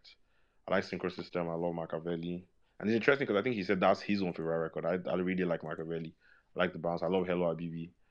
I think there's a unique way that song can be sold. Who knows what he can do? Very interesting bounce. I fuck with that record. Yeah. The Fireboy and Asake record is the only song that I don't know. I love Fireboy on the record. I think Fireboy was sliding, but I don't know. I just feel like there was a little bit. They missed out on great A&R on the record. They could have kept the hook shorter. Yeah, the structure was funny. Yeah, the structure was just. I think it just doesn't allow you to totally enjoy the record. And then the only record that I think I don't care for is the Sabrina record. Yeah. I think that's the only record that I really don't give two shits about. Oh, the Moro Warrior song, Jesus, I just bastardized it. See, it's a talk to stuff, but don't worry. Yes, you're the only one. Is it Moro Warrior? I'm sorry. Moro Warrior. Yeah. I see your hand. Yeah, I feel your hand. Yeah, so I think that's an amazing record. Obviously, I think just the sample, the interpolation alone, it already just sells the whole record. It sells the emotion of the record. Yeah, gratitude. And and I just another Badu project that I'm just gonna take on and enjoy the singles. For me, I don't think there's too much to ask from Badu at this point. But right now, I'm releasing the hell out of Metaverse, bro. That's like Lamba bit. That's Lamba Badu. That sheer aggressiveness, that crass nature of like his bars and then on a very up tempo danceable beat. Sign me up. Like is reminding me of like Wo and all those periods, right? I remember when Wo dropped, I used to be like, yes, as much as a dancing record, it's nice. It's poetic, bro. But that Wo record has 3 verses, and those verses are sick as they get. Like, but people obviously don't pay attention to the verses because I guess maybe the Yoruba and it's not really what sells the records. But Badu will be spitting and having amazing verses. So I'm a sucker for that. So I'm one of those people that are in that niche of just enjoying what the man has to offer. Ain't nobody here looking for that nigga to come and top turntable chats. So yeah, that's just my own. Nice. The song I was thinking actually was Warmer from. But that's even later down now. Yeah. That's later down. I'm talking. That was the song that had no. I'm trying to pull you. I'm trying to even pull you back to Goons Me or pull you back to. If I Goons Me is only a little bit more hip hop. I'm looking for a very party moment where he has like. I think Wo is one very party moment that his verses go go unspoken about just because it's Elia It's a will party lead song, the yeah. but people don't get like man had three. Sorry, Shakiri Bobo as well. Bobo, I think Bobo he had three verses as well. He has those records where he still goes off on Story his for the gods verses. is like that. Story for the gods is like that too. Sorry to put in. Yeah, but people just get lost with the chorus and just the party aspect of it. But man, Bado is bro, I can't even want to. I don't want to start speaking about where I place that man just in life in general. I saw how people received him when he was at the bar. He was at the Davido wedding. Like I feel like that's me too. Like it's just one man that is just superb. I always say Bado is Hove. I think the way I look at Jay-Z in the American context, the same way I look at Bado. And at the end of the day, he said like what he said, man. Like Streets is very much still in charge. Like he's like Streets very in much fact, still in charge. this How many years later? is very much still in charge. How many years after that man, everything he prophesied back in days, apart from one thing, which is the whole, he obviously did not believe in Afrobeats to the world. He felt it was a waste of everybody's time. But I think he has probably grown out of that for space. sure. After seeing what Asake was doing, yes. Yeah, but I can very see what Asake. I don't think in 8 years ago, I don't think Bado would have believed someone like Asake would be doing what he's doing currently. Yeah. And he expressed that a lot in his records. But I think that's apart from that, everything that man has said stands. And it's so crazy because the current climate of the music, the sonic space that Nigeria is in right now, Bado would thrive so much in this. Yeah. Like it would thrive so much in this. Like writing for Asake is evident. I just think he just needs to, but like he said when he did the Ask Olamide thing, I guess he doesn't just like the pressure of making albums. But I think if he sets it down to actually make a full length album in this today where the Charlie Poppies, the Odumodus, the Ashakes are popping, I think he can craft a solid body of work. I feel like the last body of work they tried to make him too musical, let him be singing and making Afrobeats to the world type of music. But I think in this crass moment where Shea Vibes, these guys are running things, I think save these guys from all these local producers, let them give him some interesting bounces, and bro, I think Bado will come off very, very. He's a very bold artist. He's ready to take any risk on any record, and he shows it. So yeah, anyway, that's it. I just wanted to say the whole he's not cut out for like Afrobeats to the world thingy. I don't think it was about that per se. I think it was more like timing for him. And because if you look at it, him and Ikemefuna and Co, they sort out that whole empire deal and stuff. And you know, it was still that goal to elevate it to the next level, to move it to the next level, which is still Afrobeats to the world. So if he didn't have that at the back of his mind too, he wouldn't have probably, ventured into a JV with Empire and Co. Do you understand? Yeah. Because basically, I think immediately after I think Waniko was the very first to mention that she's, sitting with it's somebody called Empire somewhere. Yeah. I think it was a Beat FM interview like a while back. And next thing, Olamide announced that he already has a partnership with them. And I think Ikemefuna has been talking about it for a while. So yeah. Yeah, but um I think even when he got open to that idea, I think he still felt it was a certain type of music, which will, hence the Fireboy, right? He didn't sign somebody like himself. He signed somebody who No, obviously, I think he moved out of the phase. No, he moved out of that phase of signing people that were like him or something. Because obviously, when after the whole shenanigans, those other little kids, what's their name?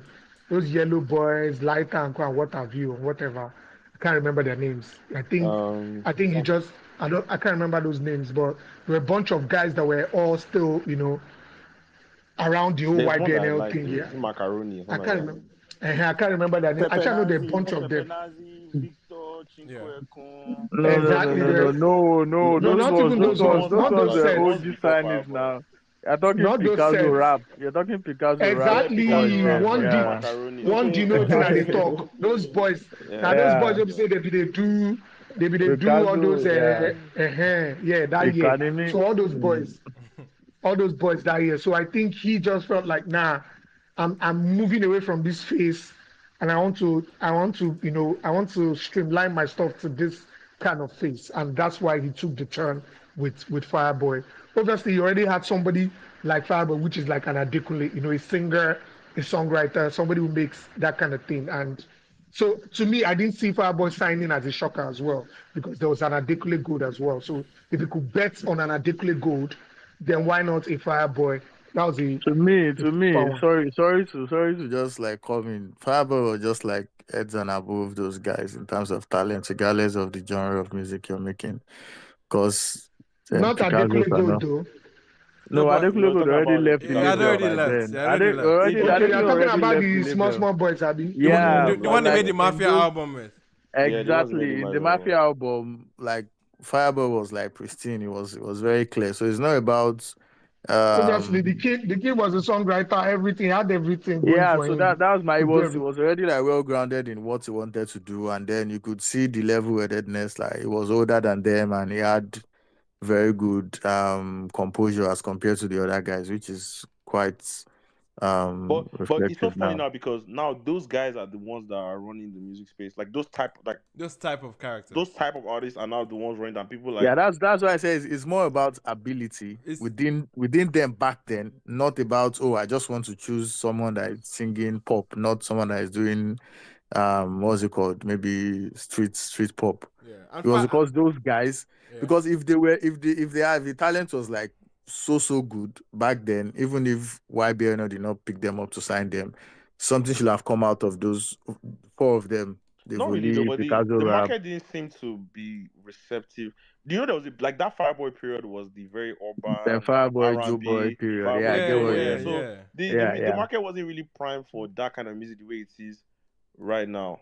Yeah, I think I feel what you mean. Like I said, Taj, it was timing. Yeah. Everything was timing. Everything is timing, really. Fireboy was a great sign at the time, like, and he made 100%. Yeah, made total sense then. Yeah. Anyway, on that note, from Ikigai, we can transition to other topics, or do we want to do a quick recap of the first year, or did any other new music excite you guys before we move on? There was new Burna. There was the Burna Boy one. There was new Burna. How do you guys feel about that record? Can I come on, Emmanuel? Yeah, sure. Yeah, it was I was kind of skeptical in the beginning when I heard the licks, right? There's like log drums, Sheyi vibes. Mm-hmm. I was like, because I'm not a fan of log drums at all. And I Sheyi vibes. I'm like, Sheyi vibes again. Is this what Eddie? Are we doing? Yeah, it's Eddie. Okay, Eddie. shout out Eddie. I'm like, Sheyi vibes again. What are we doing here, right? But when I heard the song came out good. I like the fact that he didn't really give Sheyi vibes a verse. Not because I don't hate the Sheyi vibes. I don't want him on that kind of record, and I don't want Burna Boy doing long drums. I'm just not a fan of long drums as a sound. But the record screams Sheyi vibes a lot. It should have had Sheyi vibes on it. Yeah, but like Sheyi vibes is there as a background vocalist. Background, but like background vocals. Yeah, I could hear his vocal. Yeah, but I think Burna Boy tuned it down a little bit. Mm-hmm. If that was a Sheyi vibes record, I think it would probably be like more louder, because I felt it was like mellow, like Burna, because even the lyrics in the top, what Burna Boy was talking about, it doesn't really scream Sheyi vibes kind of song like that. Maybe the beats, right? But I do like the song. It's okay. Yeah. All right. So it's not a bad song. For me, to be honest, I even forgot what the song sounded like, to be honest, because I saw the video more so. And the video obviously is what's more impactful than the song itself, really. Like, it's a soundtrack to what exactly he's doing. He's doing a very philanthropical project, basically, and he's helping a lot of people, and that for me was just like, okay, what was more front facing than the song? So the song, that it doesn't feel like a heavy single. It doesn't feel like it feels more like a Lucy, just to have as a soundtrack to this project.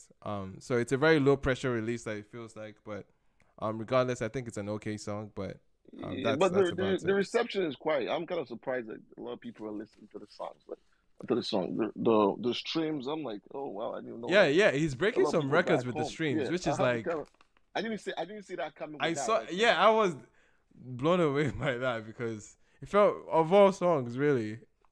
Maybe it's because it's been quite some time for a release. I don't know, maybe, but scarcity. Yeah, I don't know. Scarcity, and I think Nigerians, a lot of Nigerians back home are subscribing to Spotify now, Spotify right? more, yeah. Yeah, so the subscription Spotify numbers were crazy on that one. Yeah, it's like going Spotify crazy. Like, Nigeria. everybody's numbers are going crazy, which is good. Which is good for upcoming artists and the artists back home that don't have that big label push, right? Right. Any other thoughts on this one before we move? Anyone here? Yeah. I think my own like controversial conspiracy theory. I think Say Vibes just gave him a reference track. Possible. And yeah, it has that kind of deja vu kind of. Yeah. Soulful Fuji. Yeah, soulful. Yeah. Yeah. Then another conspiracy theory is that I just knew that you were going to talk about the humanitarian part of the record. It was just so on brand for you. I was expecting that. So yeah. Are you going to ignore it? No. I'm not going to ignore it, but like I mean for you, like you, Emmanuel, like that's what you like. I expected you were going to say that. Why is everybody coming for Emmanuel today? Lost boy, please expand on that. No. Okay, let us go back to there was this NSG record that they did a video and they were with all the family people in UK, and I don't know if everybody remember that space. I know the NSG record. So that was like now I said like I was just expecting like that's from me, like that's what I was saying. Did I say I like the NSG record because they had kids? No. I mean like when that record like dropped, like you mentioned like that, like you like that was like I'm not being serious, please. Like okay, yeah, that's banting. Okay. Anyway, yeah, fair enough. Emmanuel. Okay, for me, sorry to butt in. Yeah, sure. I wanted to say my own conspiracy theory, especially when I saw the video. So who's speaking right now? Is it Vincent? Vincent. Okay, got it. Yeah, Vincent. My own conspiracy theory, especially when I saw the video and maybe like when I heard the song, I felt like it's a Sheyi vibe, like he came out of the Sheyi Vibes factory or the Sheyi Vibes world. Mm-hmm. I don't know that he necessarily wrote a reference for him, but like it does sound very Sheyi. And if I heard that, like it doesn't sound too far off, I will believe it. Yeah. Then when I saw the video, I felt like when I saw the video, the whole humanitarian effort, I do think my own conspiracy theory is that he's going on another Grammy run, another Twice as Tall, Taylor, like a actual Grammy run. But like instead of going back to the bush this time, instead of going back to the forest this time, like this is the for lack of a better word, yeah, this is the bush this time around. Jesus is I Lord. Think. Someone said that on the live stream, like what's Burna's next move in terms of like albums, and of course if he's going for another album, people were saying like that other album is going to feel like another Grammy motivated one, just as Twice as Tall was. Do we believe that's the case for Burna really? I know Vincent has hinted that this might look like it is. I totally believe so. I totally believe so. Can you hear me? Yeah, we can. Okay. I totally believe so. He performed in the Grammys last time. He lost the Grammys, so there's no how. Burna would definitely want to come back. There's no how, so he'll be pushing for it. But the song itself, right? Personally, I'm not a fan. I am really not a fan. I was like very anxious, and I was like, okay, what? The whole buzz was just so insane, especially the TL. Like, I was like, this is why everybody loves Burna Boy's new track today. What's going on? No, I didn't really see. I didn't see so many slanders, even from FC. I was like, this is very unusual. But like, I listened to it and I was like, I really don't know the buzz really about it. Is this technically a single for an album? Is this? Does it? I feel so. It doesn't feel like it. It doesn't feel like it. Remember that record he did? Want It All. Yeah. It's kind of like that kind of record. Yeah. Real. I think it's a loose record. Yeah, just threw away song. Am I the only one that feels it's actually on the? Okay, now I'm looking at it. Okay. I thought it was. Sorry, who's trying to speak? Lost Boy? Go ahead, Lost Boy. Yeah, am I the only one that feels that Burna should take a break? Like, but we say this every year. Like no, like I know, like I like.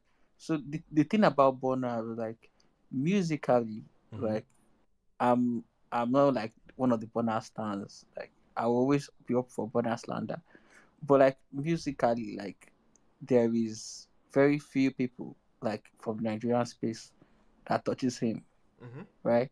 So his records are prim and proper, if you get what I mean. Like so musically, we might not really find him wanting. However, like I feel like for me, like Burna is not telling me anything. Like, I don't know how to explain it. Like, I'm like I feel like he needs to take a break and just relax. Do you understand? Because like I feel personally for me like the music sounds, I won't say templated recently, but they all sound very templated, and I'm not really like a fan of that. So I just feel like he should like relax and like take a year off and come back and tell us what he found out about himself that year. Do you get what I mean? And like just because we went from birthday album to hip hop era album, which I didn't really like, and even people that liked the hip hop era album, everybody's always talking about on form and normal. Nobody's talking about the rest. So like that just screams. Do you understand? That just screams like, what are you like what are you talking about? Do you understand? So I don't know. Anyway. I just like he can drop singles this year and like really like explore himself with whatever art form he wants to do. But I really do not want to hear Burna album this year. Not as if I won't listen to it though. I'll listen to it, but I really don't. I'm not looking forward to it because I feel like what's going to sing is what he has been telling us for the past 2-3 years. Yeah. So yeah. So I would say that my take on the song, I don't know, I just say is how I put it. It's not anything that'll scream wow or Burna this, Burna that to me, but I just say it's just there. But the truth is, I thought that Burna was on a future run, like he was about to have like future run from since he started with that Shwalabam. Yeah, that was what I was looking forward to. Maybe he will start being on a future run. I think he has done that before, and he can do that again. And I don't think it's best for him to drop an album this year. I don't think so. I don't think it would be never wise. is. It never is. But do you know what? There's probably obligations that he has to fulfill. No. It's not like the obligation says. Wait, it's not like the obligation states that this she put out an album every year. Yeah. No, it's probably the obligation would say so. No, wait, okay, not necessarily. In Okay, most cases, obligation is not the word. Maybe, maybe the goal that he sets for himself to get out of certain deals. Maybe. Exactly. Yeah. Except for that, except maybe he's doing it. Let me hush and get out of this deal. Yeah, except for that, but obligation does not state specifically that you must drop like every year. No. It only states that okay, you signed a 5-album deal. You feel me? Or 3-album deal. So it means you have to put out 3 albums or you have to put out 5 albums. So it doesn't matter like how many years it takes you, but you have to put out a certain number of albums. So I am saying that at least if you take a gap year, it won't kill you. Yeah. It won't necessarily. You've done 4, 5 in a row, Abi. Is it 4 or 5 in a row? He took. I think I've done. He took a gap. Yeah, he took a gap 4 after, in a row. No. Yeah, 2021 he didn't get an album. Yeah, but I think he had done 4 in a row. So, or 3 in a row. So I think 3 or 4 you only in a skipped row. 2021. You only skipped 2021. Since 2019, he has only skipped 2021. Exactly. So that means he's been going bang. He's been knocking out projects back to back. Since So 2018, I think that exactly since 18, he's been 18, man. I feel like 2024 should be that gap year. And if he wants to drop, no doubt though, he can. Yeah, no, I'm not saying he can drop, but I'm just saying like if you're looking at it like from the standpoint, from the way things, I think one of the stadium stuff didn't happen. I think there was one that was supposed to happen that didn't happen. There was a stadium that was supposed to happen this year London? that didn't happen. No, I think it was the Dutch one. Okay. I don't know if it's the Dutch one or something. Not One sure. of them. Ginger, let me ask you a question. Sorry guys. I think one of the- guys. I know we're spiraling right now, but I wanted to. No, let me just finish up with what I'm saying. So Yeah. what I'm saying is, in a nutshell, I don't think that like he's on that, like, when you have that this way, okay, continue with the album drops back to back like he did with all those run. Yeah. So I feel like this year should be that gap year. The way he has started this year, it already showed like a gap there. I heard that he was even sick prior to playing the London the London Stadium show, and he just got back on his feet, and he still kind of delivered on stage. So I think it's just indications that, okay, I think you should take a breather, and then maybe come next year, you should start firing on all cylinders. Basically, I think that's it. Yeah, for sure. Eddie, you had a quick question for Ginger. Yeah, because Ginger said something about Burna Boy taking a break. I think you should take a break too, but I think it's not. I don't think it's like a contract thing. Because if it's a contract thing, Burna Boy would probably work around it, like release mixtapes or like EPs, right? I just think like Burna Boy is at the forefront of this whole Afrobeats of the world, and there's a lot of money to be made, right? And he's the one making the big bucks, right?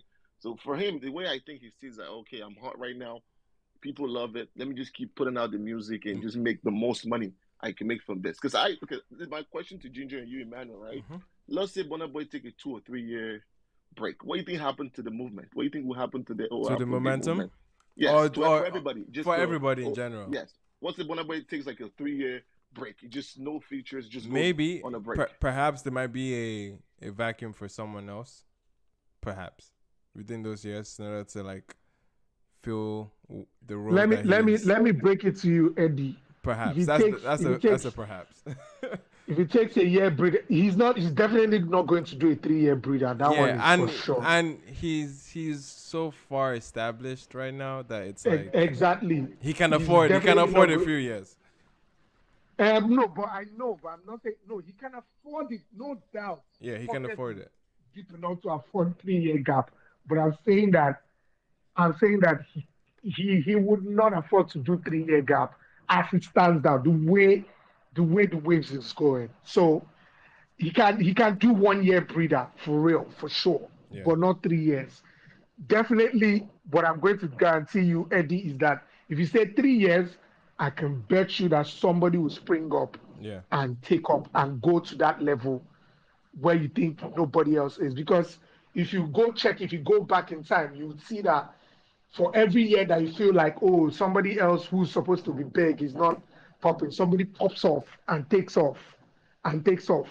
The difference is that the other guys, the other two at the time, that's David and Wizkid, has always come in within those years where somebody takes off.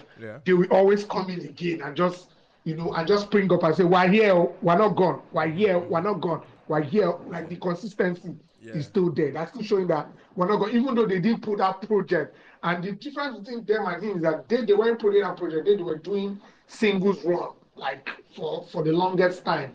Yeah. But him, he's been the album guy and he's been dropping, and everybody has given him that kudos. I don't think anyone's taken away from him that he has not been the album. He has proven that he's the album guy. So, but I'm saying he can't do 3 years. If he does 3 years, somebody else definitely is going to spring up, no doubt. But to be honest, I don't even see a world where he's taking a break, like an actual substantial break, because like the way. No, he can do a year now. I know, but he's already doing a year like this. Yeah, but I'm saying like just in the maybe a break when it comes to albums, but in terms of just releases outright, like maybe features or singles, I think he would definitely jump on features. He would definitely like because Iman, let's even put it this way.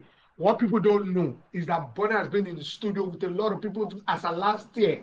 Oh yeah. A lot of people. Like there's a Khalid album dropping, Burna will be on it.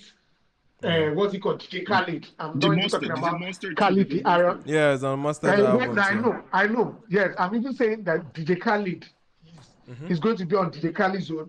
I don't even know if Khalid the R&B guy. I think he might be on Khalid the R&B because he might be returning the favor for Khalid the R&B guy who's dropping already. So that one, so it's not. And there's a Coldplay single already that was performed at Glastonbury yesterday. I believe Yeah. The song that you guys are talking about. Featuring and what's it called? Featuring Auntie Little Symbians. Eliana. There's Eliana and Symbians. That's Lil Sim. Lil Sim. Oh, Lil Sims, yes. Yes, Lil Sims. That's Symbians. Lil Sims and Eliana. There's one girl from I think she's from one of these Arabian side. Her name is Eliana or something. Anyway. She was on stage with him too. Yeah. So there's a track. Even Burna was playing in the background while they were performing the song. Right. Burna was on the So obviously that was dropping for Coldplay's album that's dropping. So there's no way Burna is going to be out of the picture. So Burna is still going to be in a lot of people's project. Even a lot of Americans still dropping. He's still going to be on that project and stuff. So he's not going to be out of the the equation per se. Yeah. Someone on YouTube is saying the song. Going back to the higher conversation, person was saying the song was obviously for charity from the video. Even the lyrics are deep and talking about real issues, but it's not a wow record. Yeah, I think most people agree it's a loose effort in terms of like release. It's a low pressure moment. And I'm even surprised that people were even surprised about the reach out. He's been doing that for a while, for a minute. Yeah, he has had that before. I think right now we're just seeing it more documented, like in front of people rather than But anyway, real quick, just to move on. Last comment in regards to this. I'll be brief. I think I don't mind Burna Boy taking a break, but my only issue, I just want him to take a break with a tour. With the tour, we got to take a break. The touring is definitely having a toll on him. Like you can clearly see that these numbers that he's putting up, it's I feel like that's the one that's not going to happen. If he takes a break for music, but touring, I think he's going to continue going on the road. In fact, at this point right now, I even feel like the music is just a vehicle, so that the name of the tour can change and the stage design can change. I feel like that's just. You're absolutely right. Vehicles for his tours. You're absolutely right. He is a touring artist, and obviously building a legacy as one as well that can sustain a career for him for as long as possible, really. So I think he's going to be on the road for sure. Like it's going to be clear. He's booked and busy already, so there's no need. Yeah, for sure. But anyway, I wanted to transition to a recap of the first half of the year. Or was there any other music that dropped this week that excited you guys? There's a lot that I wanted to talk about, but it doesn't seem like we have much time or energy for it, to be honest. But just the Rema snippet. The Rema snippets. Yes, let's talk about Rema and his subsequent drops. The Rema snippet was crazy for me. It's obviously showing. I don't know. I'm hearing some background from. Thanks, Paloma. But anyway, has anyone tapped into the Rema snippet? I was blown away by that snippet. Obviously with the connection as well. I don't know if it's the same song, but I don't know if it's going to be part of it. You can clearly see him taking some risks, and I love that. I love that he's the one to do that, really. He's in the position to do that. And for me, it's already connected. For me, it's very audacious. It's bold.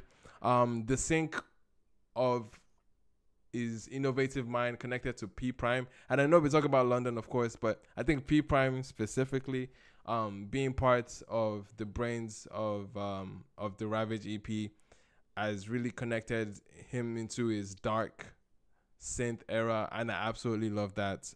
Even though he has had a rave personality, like this is still rave music. This is still rave Rema that we're hearing. It's still rave. It's still very much. It's still very much the fragment. Still giving Travis Scott Fame. It's rage music, but obviously I'm connecting it to his duality of rave and roses when it comes to some of his songs. Some of his songs are made for mosh pits versus other ones that are made to just whine and dance and have have a good time.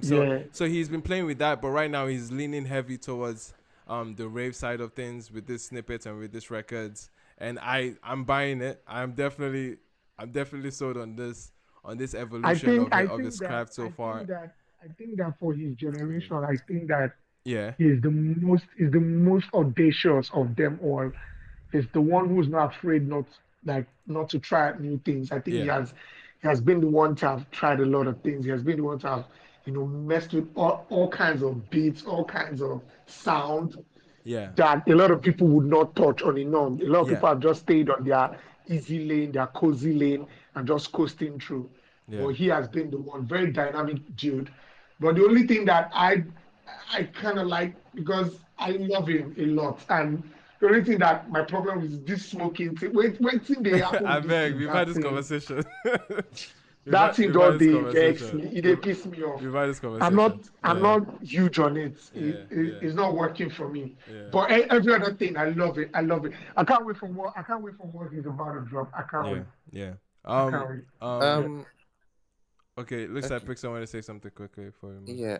So concerning Rema, yeah. Okay. First is first. I'm happy that my idolo is back. My guy is finally back, and I'm happy. But, The material isn't working the for you. very In a nutshell, I because we don't can't. have I time. can't. Please, yeah. Okay. I don't really know. Let's just say snippets don't really do so much until the actual songs actually like come out. So that's the best I can really say, because when I heard the snippets for the Matchup. not forthcoming again, but like Vitoni's album, I wasn't really feeling it until the album dropped and I heard it fully, and I was like, oh wow, very nice song. So I feel like that's the same sentiment for now until the album or whatever. I feel like it's more of an album, the way I see things, or a project. Let's just put it that way. So the thing is that one thing I really admire so far about Rema is that in terms of branding, right? I don't. He's definitely top three, in that branding Yeah. sense, because the way he was able to sink himself and the whole character into the Ravage EP, and it seems like this is more of like a spill off. Yeah. So I like that for him to change his trajectory in music. He started with an EP of Ravage, and he's like continuing with it. I feel like it's exactly something like what Whiskey did with the sounds from the other side. Then he Yeah, started moving in that yep. landscape. Yeah. So I feel like it's the same thing. I feel like it's going to be the same thing too with Whiskey, because people had it quite difficult to digest until people, the Made in Lagos now actually did the whole beat for him. So I feel like it's the same thing that might happen with Rema. That Ravage will be Sound Man, Volume 1. Yeah, exactly. But let's really see. I really wish him the best. He's my guy, but I really wish him the best. So let's just I hear you. Let's just really see. I heard that snippet. I was energized for no reason. Like I was just like, I'm about to drown. When you hear music that just makes you want to be, productive. You know what I mean? Like it just makes you want to get your ass up and be alive, be active. It just pumps your energy up, and I love it, and I love where he's going with this one. But I'm looking forward to the official drop, and I love that he's being like very, very intentional about his snippets. His snippets are they're shot like a movie, pretty much, or like a trailer to a movie, really. So it's always very, very cinematic when he makes like a snippet, as opposed to like just half-assing a snippet. And I love that. Yeah, connected to the branding point of him making a whole universe out of his music. I love it. From the fact that he put that logo now as being one consistent, that he is logo. Yeah, that's gonna be connected to a lot of things. I don't know if it's the album title, but yeah, we'll see. You should drop a cigar, Sha. You should drop that cigar. You should drop the cigar for sure. I'm with you on that. Anyway, guys, any other thoughts? Feels EP? Anyone enjoy the Feels EP or hear it? The song with Nini Olamide, there's one song Funny enough, now because of Olamide release, I never hear. You never hear Feels. EP. Okay, Ginger, you're going to love Majo, because the second track on that one, he interpolates Ijo Fuji by Ayuba. and it's I've been seeing it on the and TL, it's but I never listened insane. to rap. His interpretation of that song into Amapiano, like log drums and everything, is actually Okay, absurd. I Like go it's listen to rap today. it's borderline genius. Like what he does on that song is crazy. No, I love Fields. Okay, I guess On I a norm, I love accept. Fields because Fields is arguably one of the most talented individuals that I know in this industry. So yeah, so I'll definitely listen to it. I haven't because I was listening to Olamide. Yeah, I think that song for me was a madness. That song was. I've not listened to the EP, but I guess it's an EP now, right? Yeah, it's an I've EP. not listened to the EP, but that Majo song, I heard it, and like you said, it's fire. It's actually really fire, and that's the thing. You just meet me. Ginger would like that kind of thing. Yeah, Ginger will I'm probably Pepper too. Like Why? Ginger, sorry. Slipper mentioned Devil's Harmony. Devil's Harmony dropped an EP. Like honestly, one of my favorite EPs this year. I'm not going to lie. I enjoyed every song on it. It's 5 tracks. Wait, D-Wheels. Yeah, D-Wheels. Devil's Harmony. Yeah, I Devil's Harmony. like that guy. Yeah. Yeah, there's a song. It's called Lift Off Volume 1. The entire project is kind of like different and slight variations of dancehall, but obviously from an Afrobeats context. And like he's obviously cut off the cloth of Wiz in a lot of his stature, like early Wiz type of writing and bending on the bobs. But you can hear some Pato Ranking type flows because most of the production is dancehall leaning. There's a song called Machala Rhythm that is insane. Evil World with Baloranking is on that one. He has one, when rappers do back to back on verses when they're going back to back with the flows. He had a moment like that with TML Vibes on Taya, and that's another like high point on the record. He had TML on the project. Yeah, he has TML on it. Okay, I go listen to it. Bro, I enjoyed. I actually was listening to it on the drive today, and yeah, I enjoyed the project even more as I'm getting more into it. But Mashallah Rhythm is it's a big one for me. Mashallah Rhythm is a high point. I enjoyed the one with TML Vibes because at this point I'm a TML stan. Speaking of TML, he also dropped an EP of his own. But it's only apart from Muyizi's apart from Muyizi's study EP, TML dropped. They just slap us with album or EP or cause Muyiz dropped too. TML self dropped. But to be honest, I just finished listening to Muyiz. Not long. Yeah. To be honest, for the TML one, it breaks my heart to say that I was not necessarily blown away by this EP. So that means Muyizi's own was better. I won't say Muyizi's own. No. Muyizi's own wasn't the best either. It was not, to be fair. Okay. Muyiz was remix. He remixed like 3 songs, and those features didn't really elevate the songs, to be honest. Because he had Shei Vibes on Emo, and he had I think he had Charlie Poppy jump on trending remix, which actually motivated that my tweet about Charlie Poppy features. The Charlie Poppy features have not been working for the most part. But anyway, he has Charlie Poppy jump on the song. He has Shei Vibes jump on it. But I don't think they take the songs anywhere else. The new songs that he dropped there didn't really do too much. This is for Muyiz I'm talking about, really. But the Muyiz one was, it was okay. I don't think he needed another drop. But I think these people are playing numbers game, basically. They're basically playing the numbers game. And they're pumping as much into the wall to see what sticks. Well, they learned from Shei Vibes, man. They learned from Shei Vibes, of course. So I think with this new TML Deluxe, it's gonna take me some time, but I'm not moved by any song in particular. But Was Fargo is on it, which is good. Was Fargo is one of my favorite jams this year already, but that's about it. Any other song is kind of soulful. He didn't go for a party or beat agenda on this EP. Which was sad because everything just felt very musical, very slow, and still Afro-Dura, inspirational. I'm coming from nothing. I'm going to make it. Blah blah blah. But you're not getting too much else really. But regardless, it's worth checking out. Any other drops? Let me see that dropped this week. Shout out to Grandmaster and Retalk Sound. They linked up. It's a snippet. It feels like not a snippet, like an interlude. It's a minute long. National Item was the song by Grandmaster, a producer and artist. Have you spoken about the cipher?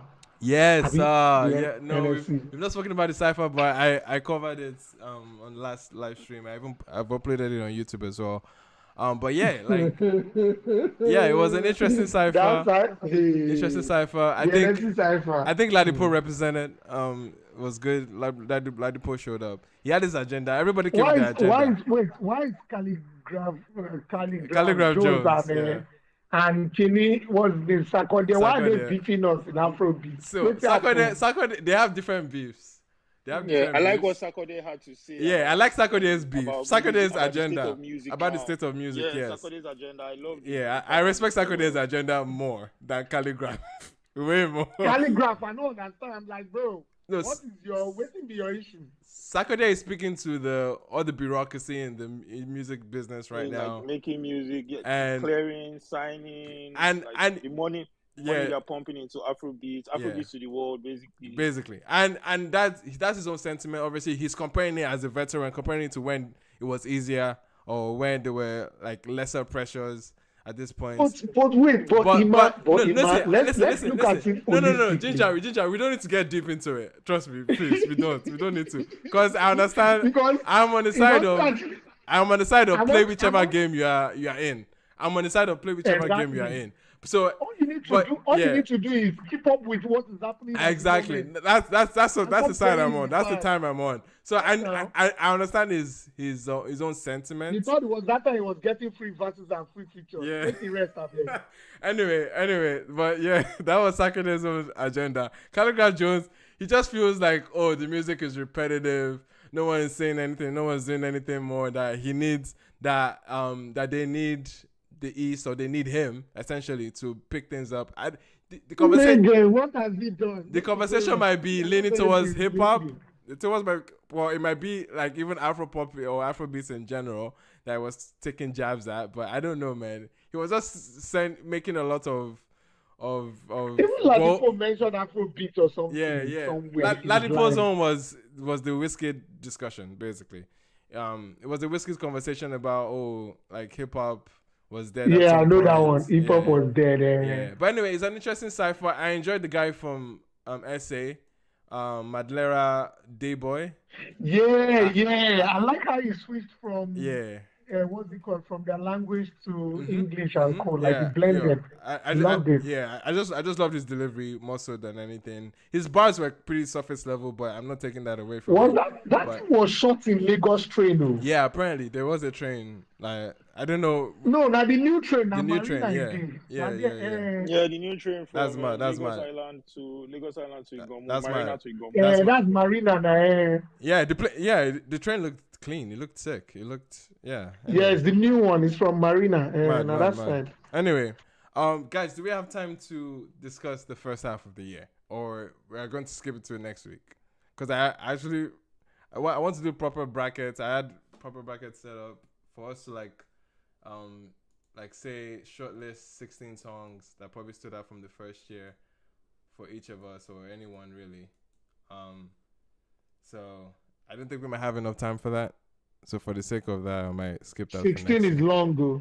Yeah, exactly. Exactly why it's gonna take us a while. Like it was probably gonna take us like 20 minutes. Because if you say top 5, maybe if you streamline it to top 5, I don't know.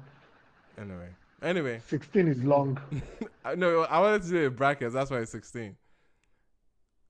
Oh, okay. Yeah, like tournament style to find the one.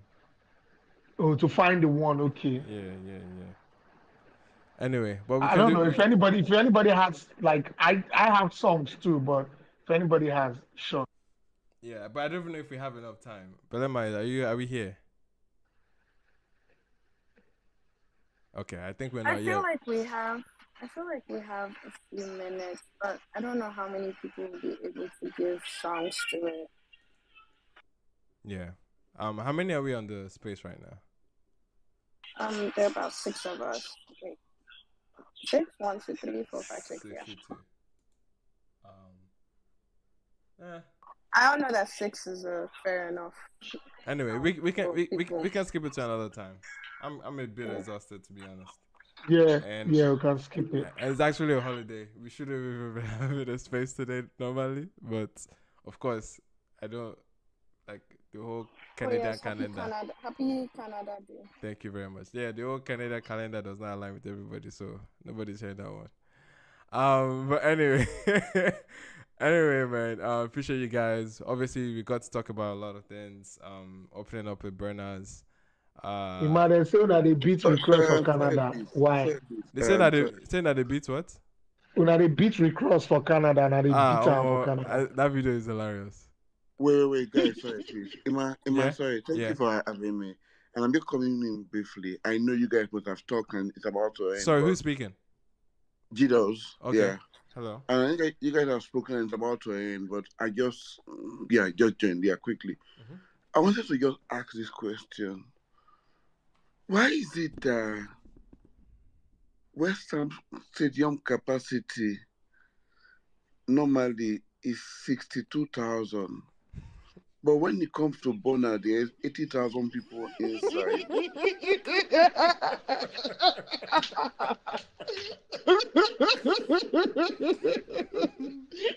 I want to know why.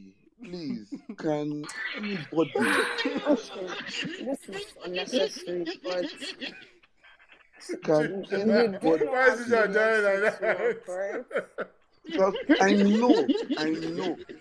But the stadium capacity is 62,000. Oh God. with standing. Oh God. Oh God. See, my bro, they always they write nonsense. Anytime we play for that place, they write 80K. There was no planet, there's no universe where that stadium is about 80K. It wasn't built for 80K. Me personally, I could care less, really, but wait, gingerbread. You see, I don't want you to say that they are lying. That is why I did not say it's a lie.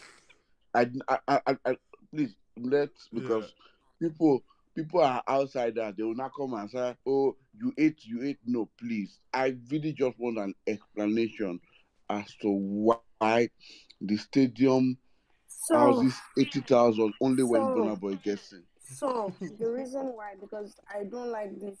As much as I disagree with all the accounts, all the people that put fake numbers, all the people that call all these different numbers, I disagree with all of them. I think it's stupid. But I think it is also fair to be conscious when we say things.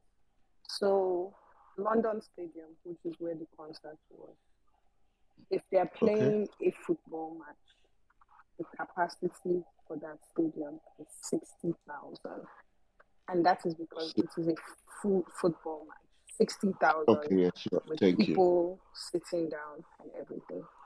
But yes, please. If you are having a concert, people are on the field. Where the field is, there are people there.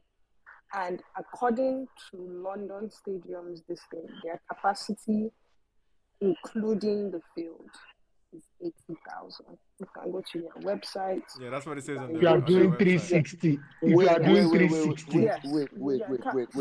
Wait, Belema. So that is what their site says. Now, are they reporting the wrong numbers or the right numbers? I don't know. Personally, I don't care. No, Belema is not even, I don't know. If you are doing 360, if you are doing 360. Gingerbread, this thing you're trying to explain, unnecessary. Because I just gave you what their site says. So leave their site or not. Leave it. If they're having a concert, they can't have 80K there. Gingerbread. Wait, a concert on the website it says 80,000 for concerts. 80,000. I don't, all this English you are speaking, whether they cut off half of the stadium, I only used half of the stadium, that is no longer my business. I am just telling you what London Stadium says their capacity. Now, if Burna Boy actually sold that, I don't know. I don't, all this English unnecessary. But I just want people to know that, like, nobody's pulling numbers out of things. That is what they said. So you can't. Gingerbread, what you're trying to explain is that if it's a 360 and you can see the whole stadium, that is 80K. I don't care. It's not about you caring, Belema. Relax your nerves. I know they talk say make you care or you no care. That will not be my business. No concern me. What's me at Okay, the so talk? what This is your say, point? listen, relax first, listen. Now, people they play shows for stadium, and people they way they play show for stadium. Them thing. If a Coldplay, if a Taylor Swift, if a Ed Sheeran is playing in a stadium that is supposedly supposed to have a concert capacity of 80K to 90K, you go see am. You go see am because they mostly do 360. They know they do 180. That's it. Okay, so this thing that you have said now and what I said, what is the difference? No, I think it's just the Because what you're aesthetics. trying to Belema, point it's out just the is that aesthetics of what you're So saying. you cannot post about that Burna saying Boy so that and his 80K setup now. and all of. So Gingerbread, what you're trying So to 80K explain is for is 360. that 80K is for 360. Gingerbread, that was not what I was saying. I made it very clear what I was saying. I was not mincing my words. And so what you are pointing out is that there's no world that Burna Boy could have had 80K. And again, I said that is not what I am talking about. I was not talking about how many people Burna Boy had. I was talking about what London Stadium says. Okay, Belema, please. Thank you very much. Belema, please. Right, pardon guys. my ignorance. So, Emma, please. Yeah. Again, Belema, again, pardon my ignorance. Let me just probe further for the knowledge pleasure of myself and those who would like to know. Okay. Does this only apply to London Stadium or also in Wembley, that is 90,000? Does it go to 120 when it is for concert and people are You can stepping go on to the field? actually, you know what? I am going to look at their capacity right now. And yes, Wembley Stadium has 90,000 seats. Okay. And then it increases by I think about 20,000 and for concerts, right? Yeah, if they do that. So now if the person that is having the concert chooses to set up their concert any which way, that is their business. Right? No, Belema. No, sorry, please, Belema. So how much did they say Burna Boy? How many No, tickets Belema, I don't think that you are getting me right. We've established something. London Stadium is 62,000, and in your explanation you said, that's in their website, which I would now go and do my own research, right? In their website, they said 80 for concerts, regardless of XYZ. You can make anything you want to make of it, right? So Wembley is 90,000. I don't think, and this is in 90,000 seats. 90,000, right? For football games and whatnot, right? Yes. I don't think that I've ever seen Coldplay in Wembley and they sold 120 because people are standing on the pitch. And we see people stand on the pitch in those Coldplay concerts too. But I've not seen it go up to 120 because people are on the pitch. So I'm just wondering, is it only you get? Is it only Burna? Bro, I could care less about the numbers, man. Personally. So I think people are being I could care less. The fact of the matter is this: if they tried to put more than 120,000 people in that place, they would have to involve like fire department, involve the cops, involve safety, security, all these different things, because that is why they have limits, right? So now, if Burna Boy decided that he only wanted to do half of the stadium, that is his business. If Burna Boy did 360, that is his business. If Burna Boy did 180, that is his business. If Burna Boy only sold 78,000 tickets, and somebody came on Twitter and said he sold 90,000, that is also the business. I think it is also fair that we should be very able to separate facts from reality. So what I was addressing was your statement that why are people lying that London Stadium holds 80,000. It's not a lie. London Stadium does hold 80,000. Now, if you want to pick on Burna Boy specifically, we'll find the accounts that are reporting those numbers. Yeah. And I guess there'll be more data to come as soon as we see it. For anyone that cares for data numbers, there's torrent data, the accounts that publishes all the numbers when we see them. So we'll see the response, Guidos, to your question. Okay. Yeah, and I also have another question too. Okay. I'm very inquisitive. No, sure. And maybe this would be a better place for me to ask my question. This might sound a bit controversial, but the guys at what is the record label? Record label for Shea Vibes and Dapper. Dapper, yeah. Distribution, yeah. Yeah, the Dapper, yeah. Have they ever been called out for stream farming? Maybe. Have they been called out for stream farming? Yeah. Have there been accusations? Yes, they have been. Okay. And so much. Okay, wait. I know this one is killing me with questions, but yes, there have been accusations for. Yes, there have been accusations. Yeah. Now, Ima, I would like to believe that you are an expert in this kind of field. Do you think that there might be truth to some of these accusations? That there might be truths to stream farming. I mean, street farming does exist. And Shea Vibes or Dapper them. No. Please, do not be diplomatic. No, Shea Vibes or Dapper them, and will not be the only possible corporates if they are. So they will not be the only ones. But yes, there's a possibility. No.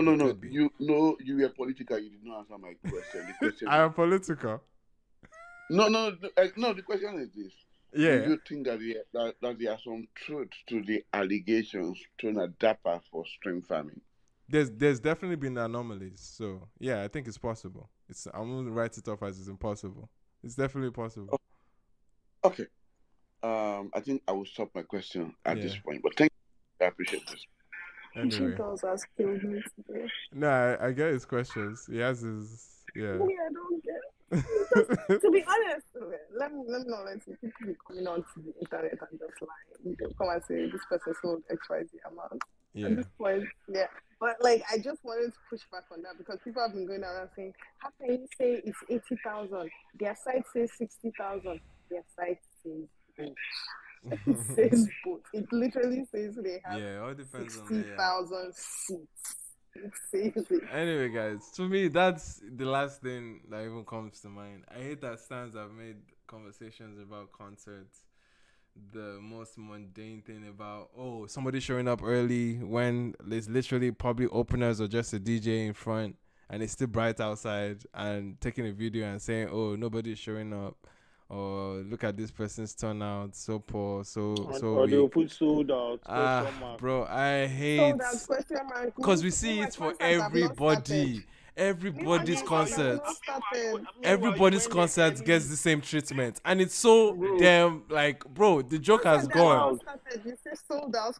The joke don't run, bro. We've seen this before. Or even in scenarios where maybe they specifically chose to use a bigger venue, but there's no telling what it is in their mind that the idea of using the venue was to sell out whatever the hell that means. Yeah. Can you just sit down and watch the bloody concert and shut up? People are so far obsessed with that without sold out. Sit down and shut up every day. The reason why it pissed me off was because there was a concert that I went to. I think it was either a Burna concert or it was a Wiz concert. It was one of them. Somebody took pictures at that concert. Yeah. And put sold out question mark.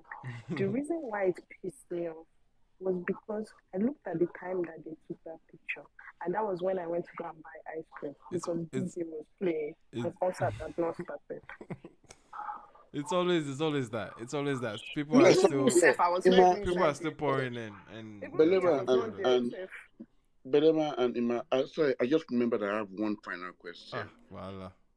Sorry, please. No. Let's hear it. Your questions are interesting. G does not move like Waek. Well, go ahead. Yes, No.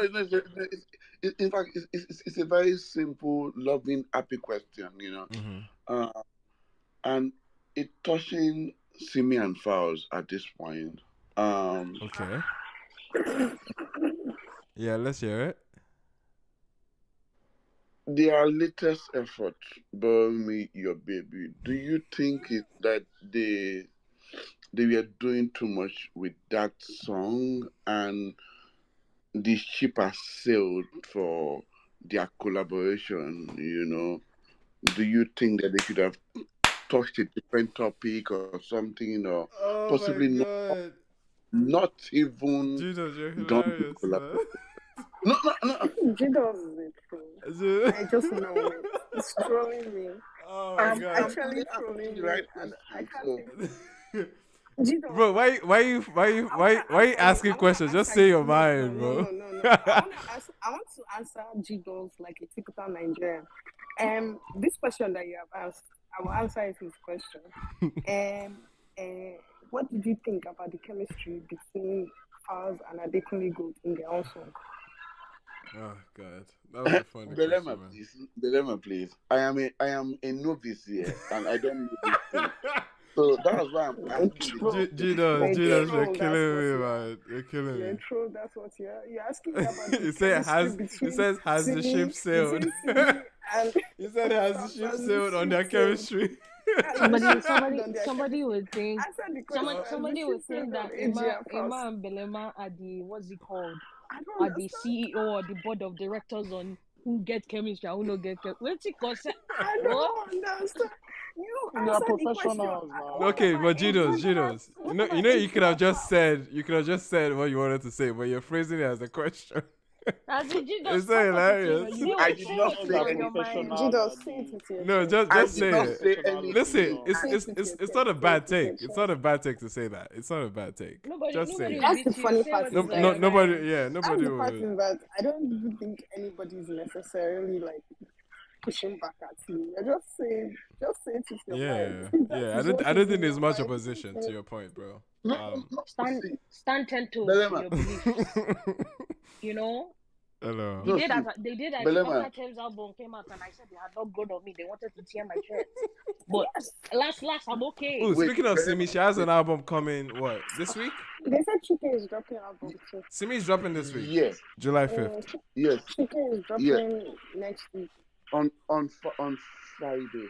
But Belema, if you look at my profile, you will see that I'm a journalist. So my job is to look for what the street is saying and ask the question. I love it for you. Okay, so it is can I exactly just what the street. I would just like to also say that is a very good job description. I would like you to direct it to people that matter. I was literally about to say, Beleman, Imam, changing you people's name to Voice of the Streets. Man. They said they're asking you people for what the streets are saying. Hello. I don't think. No, but yeah, I mean, that question. Your question obviously phrased perfectly. We hear it loud and clear. Anyway, guys, thank you so much for all the bands on a lovely Monday evening. It's always fun. We talked about Burna and his show at London. We talked about Glastonbury. We talked about the BET Awards, Tyler winning.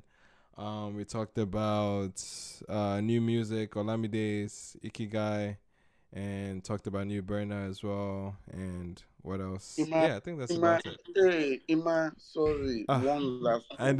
And then G-Dos. Okay, sorry, Ima, one last one, please. Some more questions with G-Dos. Yeah, some more questions. Yeah. You should do a segment every week. Questions with G-Dos. Please. Ima, one last one. Yeah. Rema, fantastic artist. According to Meet this man. We can see where this is going. We can see where this is according to you, this man. Is that what you said?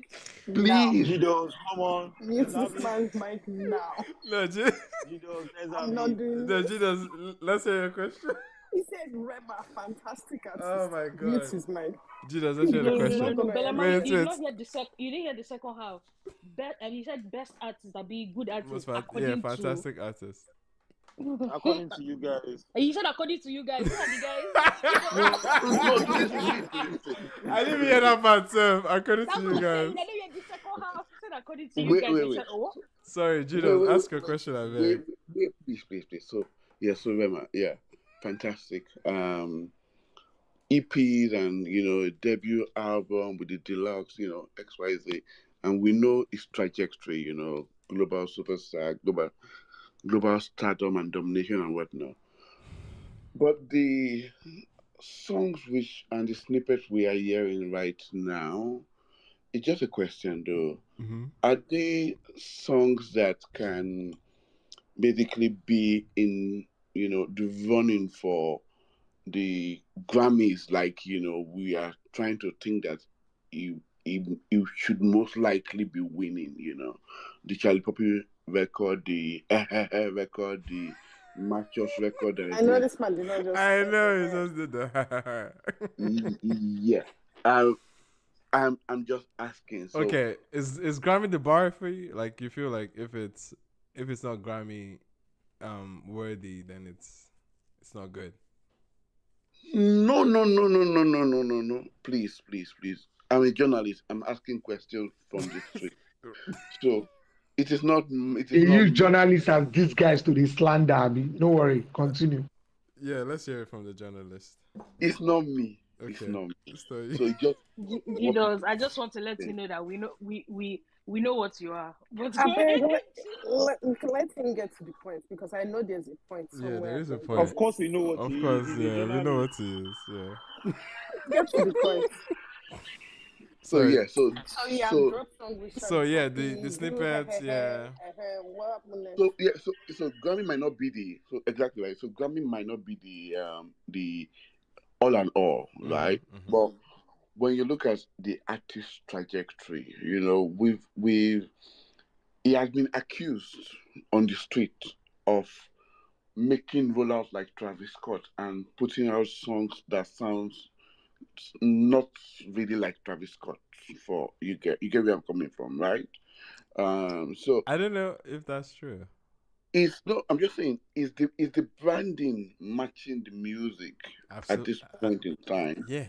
Uh, and for you, what do you think he really needs to do to get to that level?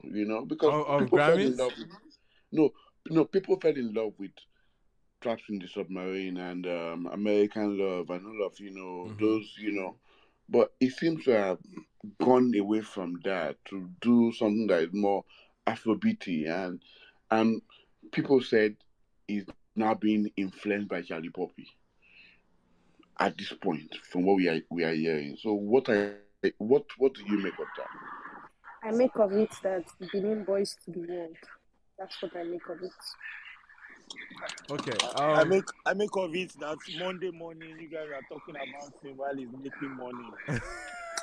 I make of it. I make of it that Beanie Boys is number one on turntable.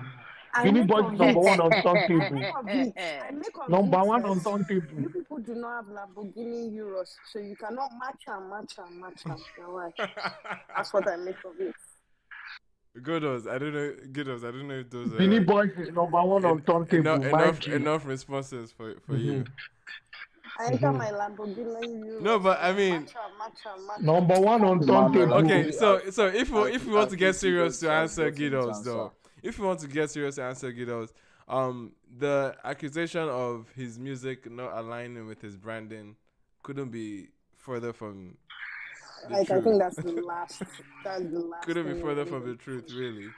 Because yeah, that's been intentional around his rollout, intentional around the kind of aesthetic he's been building with his snippets, how these videos are shot with the snippets, and down to the music videos, the artwork.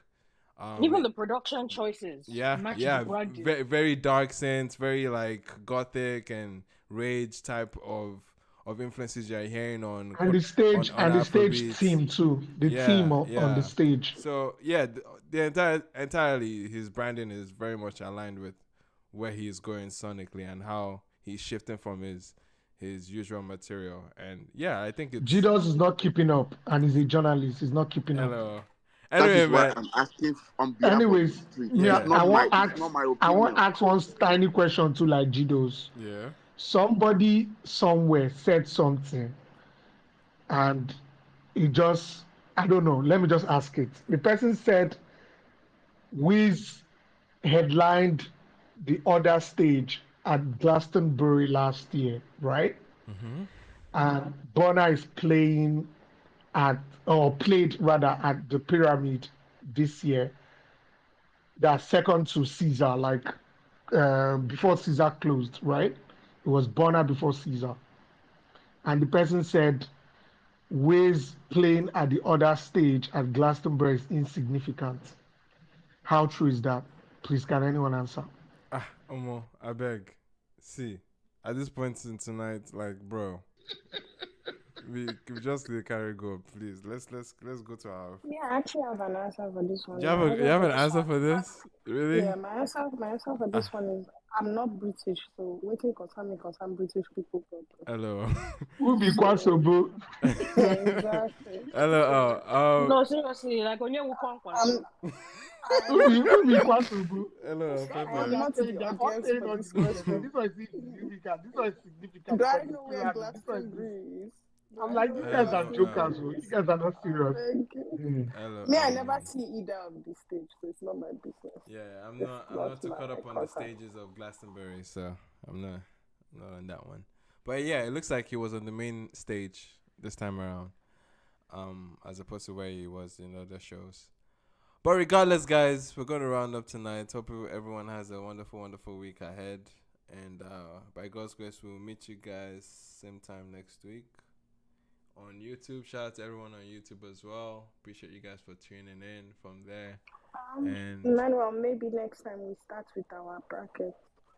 we want to start with the brackets instead. Let's start with turntable chat, I beg. We start Billy with- Point is number one. We're up. We start with We're up. turntable chats normally. Well, shout out to turntable Billy chats Point is number one. for pulling up early this week as well. Hopefully, they show up early. So We'll we get do the it. bracket. No, I just want you people to say because turntable don't post. Billy Boy is number one. Yeah. We're fighting. They said Asake was going to top us. So you are hearing it. No, Billy I Boy is think number I think one. Vinny Boy is gonna stick around, man, for a while. But anyway, we'll see. We'll see how it goes. I might be wrong, but we'll see how it goes. Shout out to everybody here. Everyone listening, everyone relaxed, everyone on stage, everyone watching on YouTube. Appreciate you guys for tuning in. Don't forget to follow the ATTW Space handle here, as well as the podcast for some topic episodes. So we're gonna be uploading some topic segments as podcast episodes. So yeah, be locked in there in case you missed some of the Longest I conversations. stayed up here though. Huh? I said this is the longest I stayed up here. We thank the For the Lord. longest. Usually you've been passing out on us. You know, as per 30 plus. You know, as your body just to tell you, you know. Anyway, shout out to you, man. Appreciate you, bro. We'll see you guys next week, hopefully, man. Bye. Peace out. We out. Shout out YouTube. Appreciate you guys. We out.